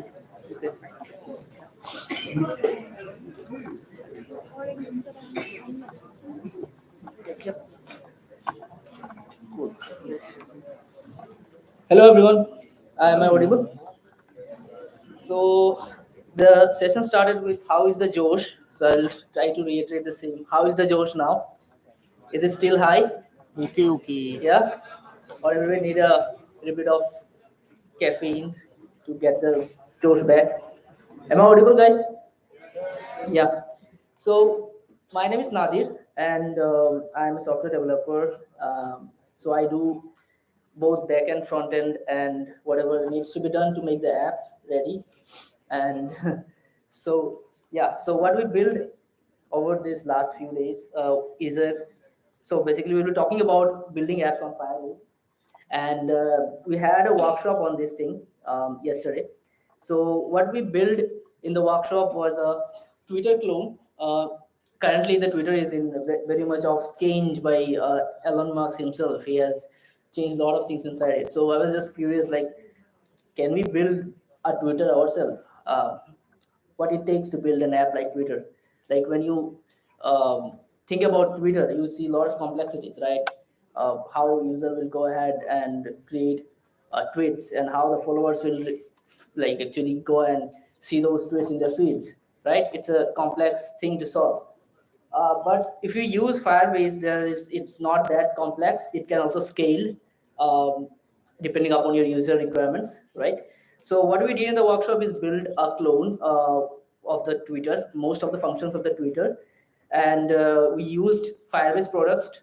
All products that are used in this is Firebase products, and we have used the front end. We have used Next.js, which is a React.js on steroids. Okay, and we have we'll also talk about how to improve performance. Some things we can do to improve the performance a little bit, right? By default, Firebase is scalable. It has it will provide you performance over the counter, right? So now we'll see what are the products of Firebase used in the workshop. Okay, in the app, right? So we have used Cloud Firestore. Anybody who has heard about Cloud Firestore? Yeah, okay, one person. So you have used Firebase anytime in any of your hobby projects or just, okay, cool. So there's Cloud Firestore, which stores your data that you will be querying from your front end and showing to the user and writing to those, and also reading the data back and listening to real-time changes. It's a very cool product and which solves a lot of backend problems that we don't have to code ourselves. You can just go ahead and use that product. We also have Cloud Functions, and Cloud Function is basically a piece of code that you want to run on a server. So you are writing an app, so you have some business logic that needs to be hosted in the server, right? You can't give everything in the client side because then it can be pretty easily hackable. You cannot trust a client side ecosystem, right? Anybody can go ahead and change the code in client side. So you need a backend side code, right? So to allow this, Firebase has Cloud Functions, which is a Node.js based environment where you can write code using in JavaScript, and it will scale automatically as you need, right? And we also have authentication. Like every app nowadays have authentication, right? So we need to authenticate the user to before accessing our app. There are some data in the app that you need user authentication before showing it. So Firebase products are authentication product inside it, and just these three things we need just to build an app like Twitter. I mean, mostly. Okay, and this is how it looks like. This is what we built. Is it visible, guys? Right? Is it visible? Okay, so here is the QR code. You can just go ahead and see the app. So I'm talking about scaling Twitter, so I need some data to scale it. So if you are not tweeting much, then there is no question on scaling. So it will scale automatically, but there are a few things we can do to make it more fast. Yeah, everybody. I want a tweet from everyone. It's not working? Okay. Oh yeah, you need to sign in. Yeah, you need to tweet. For tweeting, you need to sign in. So yeah, next thing we'll talk about. Yeah, everybody has scanned it. Just raise the hands whoever have scanned. Okay, so the link is working. Maybe you can just turn off the light that makes the link, the QR code, little bit blurry or something. Everyone able to open the app? Please raise the hand. Yeah, 2, 3 people, 4, 5, 6, 7. Okay. Okay. Yeah, so this app was built for web, but we have a little bit of responsiveness to browse and phone also. You can check out. So yeah, let's see the app itself, right? So when you log in, you will see something similar to this.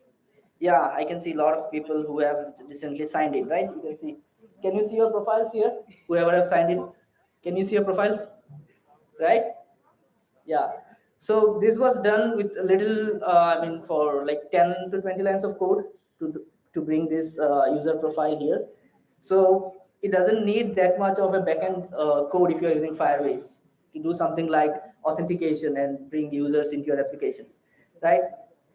So you can, yeah, so there are a lot of tweets too. Let me like few of them. You might now see some notifications in your profile. You can go ahead in a notification and see some notifications over here when you like a tweet or something like that. You can also retweet a tweet. So let me follow some of you guys. You can get follow request too. It's not a follow request right now. It just immediately follow you. It's a, yep. Right. So as in when I follow, the suggestion keeps on decreasing. Right. So you guys can see some notifications in your application. Go ahead and see your notifications. Right. It's real time, right? It's immediately showing you the notifications, right? Anyone who is not able to see the notification, raise your hand. Yeah, okay, cool. You're not able to see the notifications, or you can. Okay, cool. So this is basically a functioning Twitter which has notifications for your tweets that are being liked. It has retweets. You can click on anything to retweet.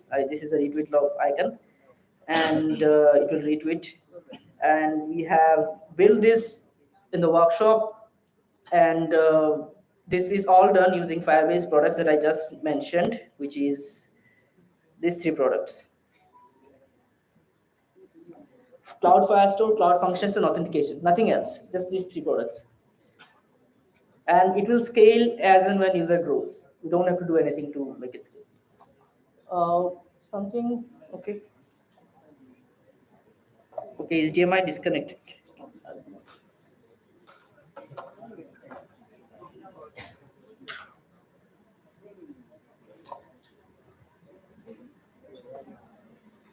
Okay. Let's see. Yep, coming up. Yes. So yeah, so this is the app. Just go ahead and browse it yourself, and we'll talk about how we have built it, right? So we have used Firebase, and what are the products I have already told. We have used Cloud Firestore, we have used Cloud Functions, we have used authentication, and we have used React.js in the front end, and with that we have used Firebase Web SDK. So what is a Firebase Web SDK? It's a development kit that Firebase provides to communicate with the Firebase products that we have just discussed, like Cloud Firestore, Cloud Functions, and authentication. So let's see how the authentication works that you have just now seen, right? You have go and signed up, and how does it work? So it's basically a pretty simple flow. You have the app, and from the app you have an SDK which will basically trigger an authentication using a Firebase SDK. And I'll show you the code how it does. So this is what it is doing. It's communicating with the Firebase authentication through a Firebase SDK, which actually goes and hits the Google provider, Google authentication provider. It's an OAuth-based product provider, which will provide you with Google authentication. There are other providers you can use. Like in the app, I have just used Google provider. You can change that pretty quickly. Just change one line of code to change the provider. You can change the provider from Google to GitHub to Twitter. And you can also make your own custom provider if you have your own backend where you store your user credentials. So this is just one line of code to change the providers. And by default, I have used Google provider. You can also use your own provider, like you can use password-based authentication instead of providers. Okay. And after the authentication is done, there is a Firebase function that I just discussed. We have some backend business logic, right? You are authenticating a user from the front end, and then you will basically get a trigger on your backend on a cloud function, right? Why do you need a cloud function? Because these providers will give you basic details like email and profile photos, right? You want to store that and create a profile for yourself, right? In Twitter, you have more data than just image and the name. You have handle, right? Twitter handle. You have bio. You have like how many followers that user have. So you need to have a lot of other data that you want to link to that user. So you need to create a record in the Firestore, when you are logged in, right? When you have first time created a user, so you'll get a cloud function trigger called onCreateUser, and this cloud function will be hosted in the Firebase again, and it will have your business logic, what you want to do with that. You will get the user details, and then you can do whatever you want to do. You can just save it in the Firestore. You can dispatch it to some third party, whatever you want to do that. But here, what we have done in this app is just store that user information into Firestore, and we created a profile. And let's see how the profile looks like. How does it look like? So let's go to this is the Firebase Cloud's Firestore dashboard, and you can see there are three things here. We have users, and whenever you log in or basically create an account, we create a document entry here, and this document entry will have these fields, right? This is simple key value pairs, right? We have this name, we have profile picture of the user, we have handle. Handle is basically a stripped down version of your email. Just take the Gmail part out and get the handle, and then you have the time where you joined and basic informations, right? So, and you can see the database here just looks pretty simple. We have only three things here: notification, tweets, and users. Users contains the user document, and each user document. Oh, okay. Let me zoom in. Yeah, you can see lights. Can we turn off the lights? Yeah, let them see the code, not me. Okay. Cool. So you can see it now. Is it better? Yeah. Zoom more. Okay. Okay. But I think the responsiveness of this, we should ask Firebase to make it workshop friendly. Oh, my battery is dying. Let's do it quickly. So we have collections which has documents, and each document has some key value pairs, and which will store whatever you want to store. It's very dynamic. I can add a new field here directly in the dashboard. Okay, and yeah, so this is the database here, and we have authentication. Like, let's go to authentication tab, where you can see all the Google accounts that are created. You can see all the list of Google accounts that are created. I can delete a Google account directly from here, or disable, so that you can't log in anymore if you have used my app. Okay, and yeah, so this is the authentication flow. And if you want to see the code, if you're interested in it, let me just bring it up. So this is the app, and we have a library file which contains the login feature. So this is the signing with Google, and if you can see my screen, let me zoom in a little bit. Yeah, so this is the code, and here in the code you can see that we are using this Google auth provider. You can just simply change it to Twitter auth provider and use Twitter, but the Twitter doesn't work right upfront. We have to create a Twitter app which takes some time to get validated, so I can't use it right now. So I'm using Google auth provider, which we can add a few things, like we can ask the Google to provide me more things, just not the email and profile picture. I have asked here to give me the birth date so that I can show the birth date in the Twitter. And we have actually added some custom prompts. And yeah, this is the Firebase SDK function, sign in with pop-up, which will basically show a pop-up for signing in, which you will see when you click on the sign in button. And we are using the Firebase auth and the provider, what provider we want to sign in with, which gives us a result, and we just return the results, right? This is a simple, how many lines of code? We can see 4 to just get rid of this error, and also if it's around 10 lines, if I'm right, yeah, 10 lines of code just to authenticate your user, right? It's very easy to do. You don't have to write so much of logic. You can just create an authentication inside your app just in 5 to 10 minutes, right? And if you go to the backend side of this, so this is where you do it from the front end. So you also need a hook, right? I said whenever you sign in, there's a hook that gets called, and that hook is written in the Node.js. So there's a functions folder you will see in the repository, which gets hosted in the Firebase when you deploy this code. So here in the index file of this, there are a lot of functions. So let me just, not lot, like around 5 to 10 functions. So let me just collapse all. So there is one function called add user to Firestore, right? Which is getting called here. You can see create user listener, right? Which is basically listening to user.onCreate. So you can see this part of the code, which is basically going to functions and listening to the auth, and when user is created on that auth, right? And then we are calling this add user to Firestore function whenever you create a user using auth, right? And here in the add user to Firestore, we basically replace the email, create and handle from the email, and then we insert a document into the user's collection, and with the document ID is the user ID, and we create this document where we have followers following are all empty initially with the profile, and we just had a bio called just join Twitter, and yeah, that's about it. You can check the code; it's in GitHub, and yeah, that's the piece of code that creates a record in the Firestore. How simple is that? Right? It's simple JavaScript, and we're just using Firebase SDK. We're not writing that on create and all. It's already been written. You just write your business logic. What do you want to do, right? And let's go back to the app. So this is the authentication. So this is just the one flow in the app. There are other flows like retweeting, liking, commenting on the app, and everything can be done in the cloud functions. You can have a function written, and it can get the information that you want, and you can store that information in the Firestore, right?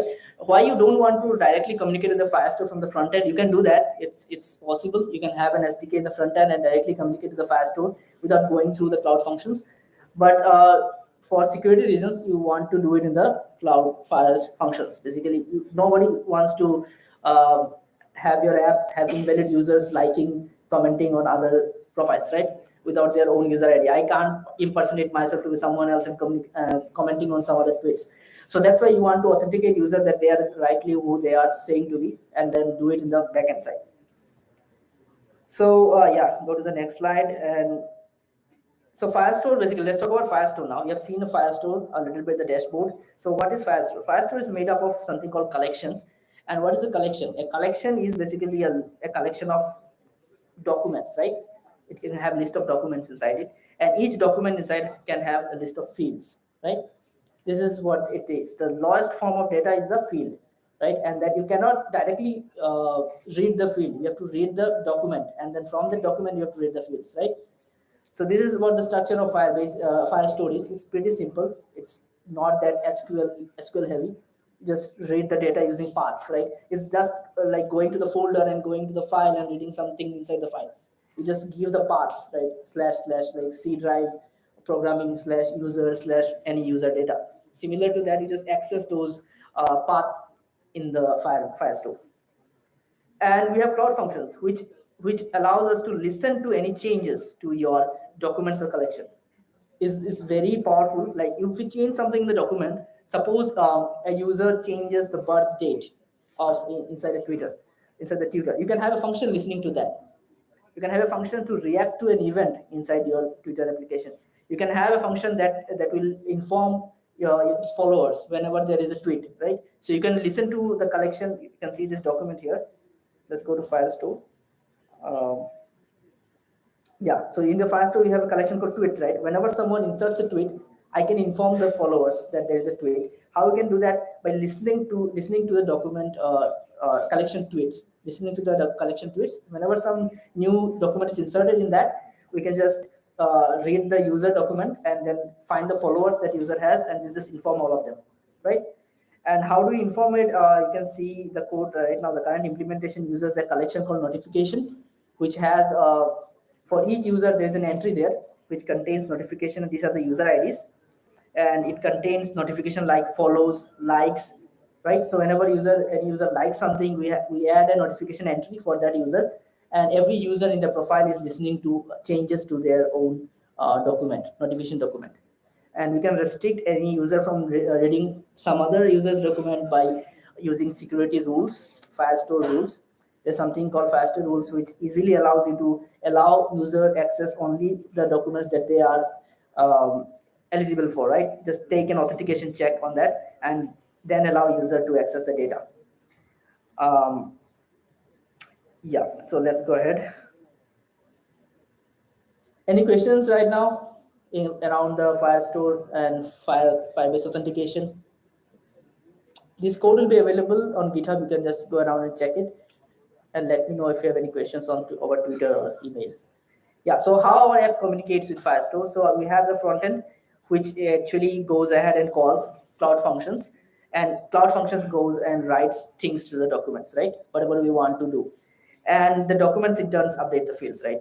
And we have our front end listening to changes to documents and show it in the page, right? There's a simple flow here. And what type of functions we are using? We are using likes, comments, retweets, unflow, follow. These are the few functions we have in the cloud Firebase functions, and it gets called directly from the front end. It's like an API endpoint that you have built, but it's a serverless function, right? You don't need a server for that. You just write the code for this, and it will be hosted for you. And each function will scale independently. If you are using too many likes, user likes much more than retweeting, right? So the like function will be used a lot. So your like function will scale on its own. It will not affect the other functions, right? Whichever functions are used less will be scaled less. So you'll only pay for whatever you are using. And initially, around 2 million requests are free, right? So I don't think my Twitter will have 2 million users. I'm happy to pay if I have 2 million users. Okay, so performance of Firestore, like what's the performance with Firestore? So Firestore is pretty fast and scalable, but there are some tweaks that you can do to make it even faster. So Firestore works like if you have 1 million records or you have just 50 records, it will work as it is working normally, right? It will not impact the working of Firestore. If you have 1 million records and you're trying to fetch 50 records from there, and if you have only 50 records and you're trying to fetch 50 records, it will work independently, like it will work as is, right? There is no impact in the performance. Only thing that will impact the Firebase performance is how much data you are trying to query. So suppose you have users like 1 million users, right? And if your user is trying to load the suggestions, or maybe you want to show some suggestions to the user, you don't want to show all the users to a user for suggestion, right? You want to show only 5 to 10. So you want to query your Firestore for just the amount of data the user will be able to see in the screen, right? Maybe user will scroll down to see more, but as and when user scrolls, you want to fetch more. You don't want to fetch everything in one shot. That will load on the Firestore. It will load any database. So the thing is that the only limitation with Firestore is as much you query, the more you query, the more data you will have in your query, the more performance heavy it will be. So try to load only the data that user want to see in the UI. And yeah, that also makes sense, right? Only query what user will see. Don't query anything extra. Why do you want to query anything that user will never see in the screen, right? So suppose this is a page, right? Now here you have this screen, this part of the screen, where you have only 5 to 10 tweets user can see at a time. So you don't want to load all the tweets for that user, right? You want to load only 5 to 10 tweets of the user. So that makes sense. Yeah, so this will help you to scale. Make it a little bit faster to make it. It will always be faster, like normally scale, Firebase will scale automatically, but to make you the user experience more better, right? You want your app to be a little bit responsive. Because when you load a million of data, not just the Firebase, but your front end will have a heavy load to show it, right? Your browser will hang. You can't show that many UI items in the front end. So that will also impact your web experience. Try to load only what, and also use caching if you can. Just cache the information and don't query database again and again, because it's already there in your front end. Why you want to cache it? Why you want to call it? Firebase SDK automatically caches any query internally. So you need to just enable it in the settings configuration, and it will automatically basically cache your information, right? If you are querying for a profile info and if this profile info has never changed in the server, Firebase will give you the cached version instead of the server version. Yeah, so this is how the Firestore dashboard looks like. We have already seen that. Yeah, and one more thing is that indexing. So indexing is a process where how many of you know about indexing? Indexing of a database? No? So what indexing allows is that it allows you to query the database more faster. Because if you want to query, then you have to go through the database and find one by one, like go one by one and find. If you have, well, suppose this is a snippet of the code where I'm querying by handle, right? I want to find the user by handle. So it will go through the all user list one by one and go ahead and find which handle I am looking for. Until it finds a document, it will keep on looking, right? If you 1 million records, it is going to go top down and find the record, right? Because user handle is not sorted and it's not, you can't do binary search here. So we do indexing. Indexing provides us to have a mapping with the document, right? If you are searching for something, you can index the handle field of your document, and anytime you want to query a user by their handle, you can easily find it in one constant operation, right? By directly going and hashing the handle into a key, and then it will basically go ahead and directly find the document in one shot. It will be very fast. So you want to do indexing on the fields that you are querying, because you are writing your backend code, right, in your Firestore, in your cloud functions. So you know that what are the fields that you are querying. Like here in the snippet, you can see I'm querying by handle. So I can go ahead and create a index on that field. So it makes faster query, right? And yeah, so that's the indexing part of it. And we have, so yeah, what more we can do here? So yeah, we have our Twitter app, which can retweet, which can like, which can provide you to follow other users, and also see tweets from them when you follow them. And right now you can unfollow them also, yeah, but you cannot delete a tweet, right? It's not allowed. If you are tweeting something, it's immutable, like blockchain, but on Firebase.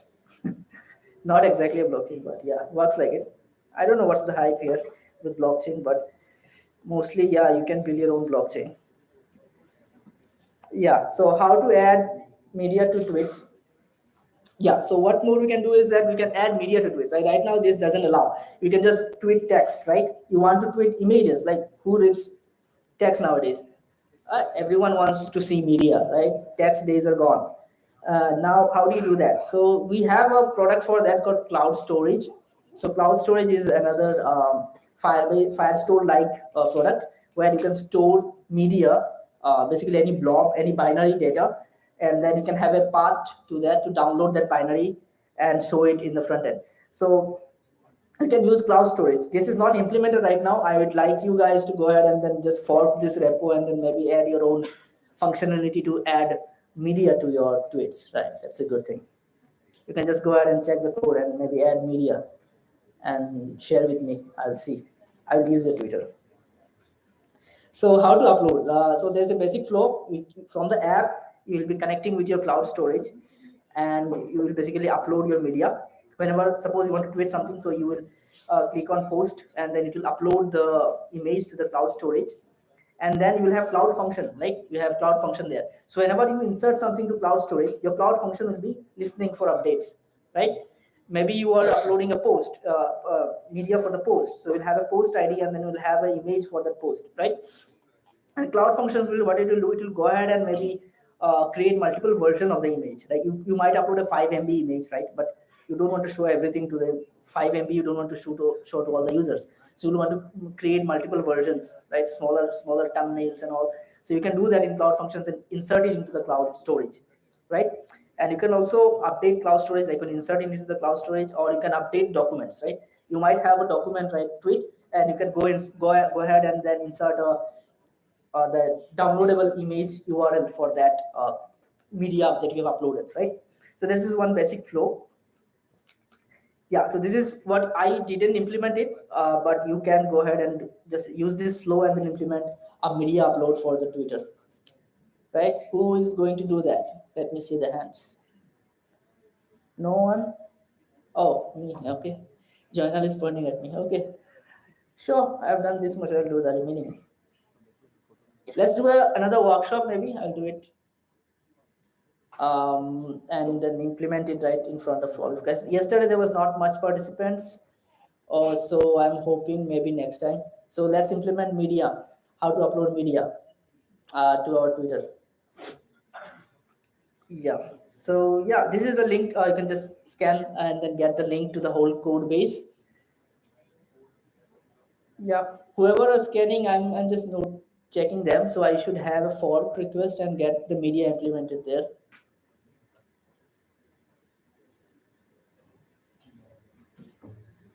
Yeah. Come on, who will go ahead and implement the media? Let me see some hands. Okay, yeah, you will send the PR. I'll accept it. Okay, so yeah, everybody has scanned it. We're able to see the document repository. Yep. I'll wait for some more time so everybody can scan it and get the link. You can go ahead and search me on the GitHub by the handle Nadil Laskar. It's no spaces. You'll find me there, and you can get the code there also if you miss this QR. Okay, and then you can connect with me on Twitter, the real Twitter, not this Twitter. The real Twitter, you can just go and connect with me, and yeah. Yeah, that's it. So I don't have any more slides here, but I will take questions if you have any.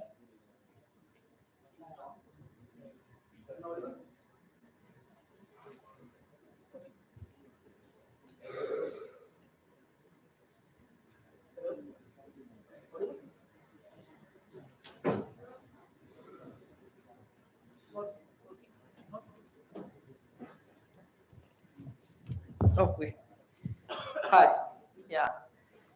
So any questions, anyone? It doesn't have much code. You can just see the GitHub code, and at max it will have 300 lines of code. If you don't include the SDK's code, right? SDK that is in the, yeah. Sorry? Are the lagging? Laggy? No, the Firebase will not make your app laggy. Maybe if you are reading too much data from Firebase, then it makes your app laggy. Like it's not about Firebase. If you take an array of data with 1 million records and you want to show it to the user, then the front end, right, the browser may make the app laggy because you want to show that much of data to the user, right? You want to do a lazy rendering, right? Only show and only use the computational power that is required right now, right? If the user is looking at just one piece of image, just focus on that, right? Don't load all the images in the background, right? That will make the system slow and that will make your app laggy, right? Just try to do lazy loading, and lazy loading will help increase your app's performance very, very much, right? It just, if you have searched for a tweet, just show 5 top results that matches your tweet search, right? Don't show, normally what we will do, like when you get a query handle, like go ahead and query the whole database and get hundreds of data and then try to show all of them. And when the user scrolls, it already is being shown, but you don't want that. User might want just the first result, right? And when user scrolls, you can go ahead and fetch more and show, right? So do that. Do only limit your query, right? So Firebase, if you have 1 million records in Firebase and you want to query just the 10, it will be very fast. That's the power of Firebase. Right? If you have 1 million records and you're looking for just one record, it will be very fast once you do indexing, right? So try to only look for what you need. Don't look everything. Right? You don't ask Firebase, give me 1 million records. Firebase will give you the 1 million records, but you cannot handle it, right? Because the front end will not be able to handle it. Yeah. Any more questions? I saw another hand there, but anyone else? Was it the same question? So everybody got the link to the repo? Yeah. Okay, let me just bring the QR code for the repo so that everybody gets. I want everyone to have access to the code. Yeah. If everyone missed it, you can scan.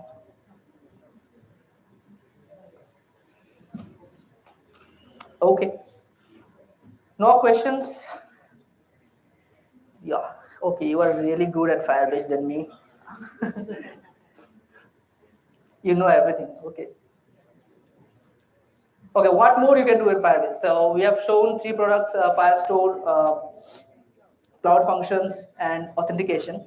You have storage to store media. You also have config, right? You can have some dynamic configuration in your app that you want to do. Like in my tweet, I have a limitation of 60, I think, yeah, 60 words.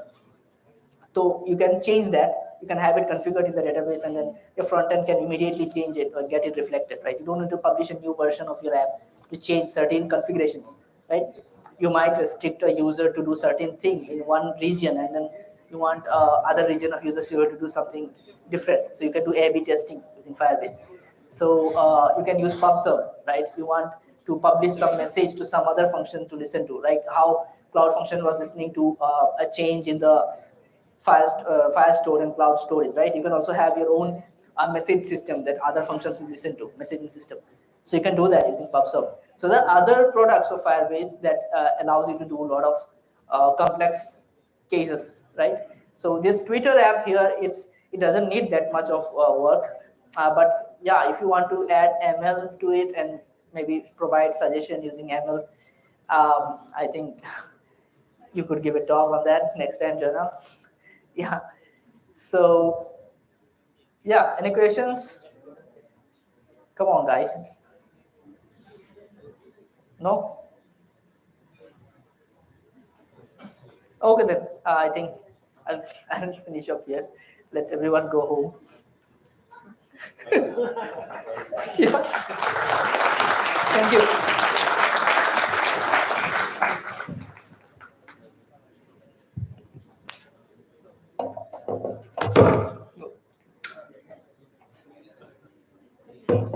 It didn't turn off.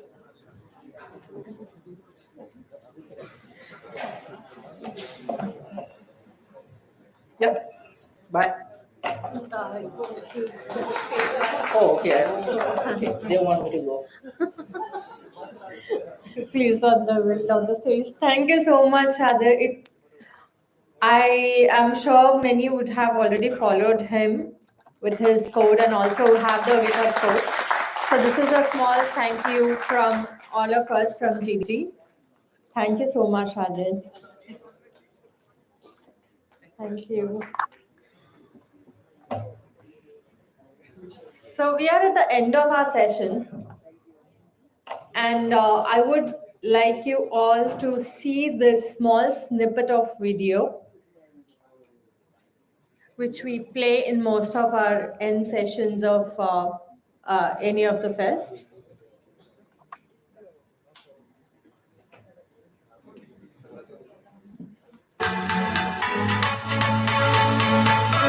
Hope you all had an exciting day of learning about Google technologies from experts and were able to reconnect with the developer community in person after 2 years. It is you, the developer community, that makes the DevFest season magic. It is your involvement that ensures more and more developers to be able to find a way to meet, connect, and learn from each other. I'm short of words expressing how glad I am seeing all of you at in-person DevFest this year and all those who are watching us live on YouTube. The organizers and the community contributors have put in a lot of efforts in hosting the in-person DevFest this year. Let's continue the momentum to next year and keep it going. We have been able to reach a more diverse audience this DevFest with innovative and inclusive tracks. We are on our way to break barriers and glass ceilings together. Let's continue this momentum on to the next year as well. Lastly, join me in congratulating the TDG and WTM organizers and everybody who contributed in putting together this wonderful DevFest event in your city.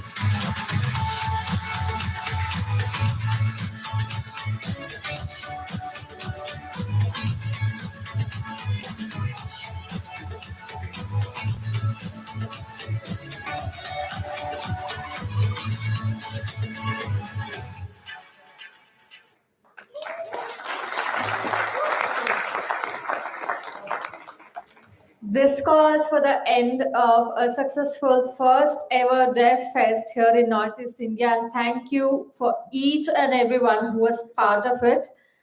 As a thank you, we would like you to have a certificate that will be distributed at the end of the stage here. And also, I know Anubhav had a scam on that, but we do have t-shirts that you could get at the end of the stage. So once you have all of that please feel free to come up on stage and click pictures, click photos, and use hashtag devfest 2022 and hashtag GDG Guwahati. Thank you, each and everyone. Have a wonderful evening.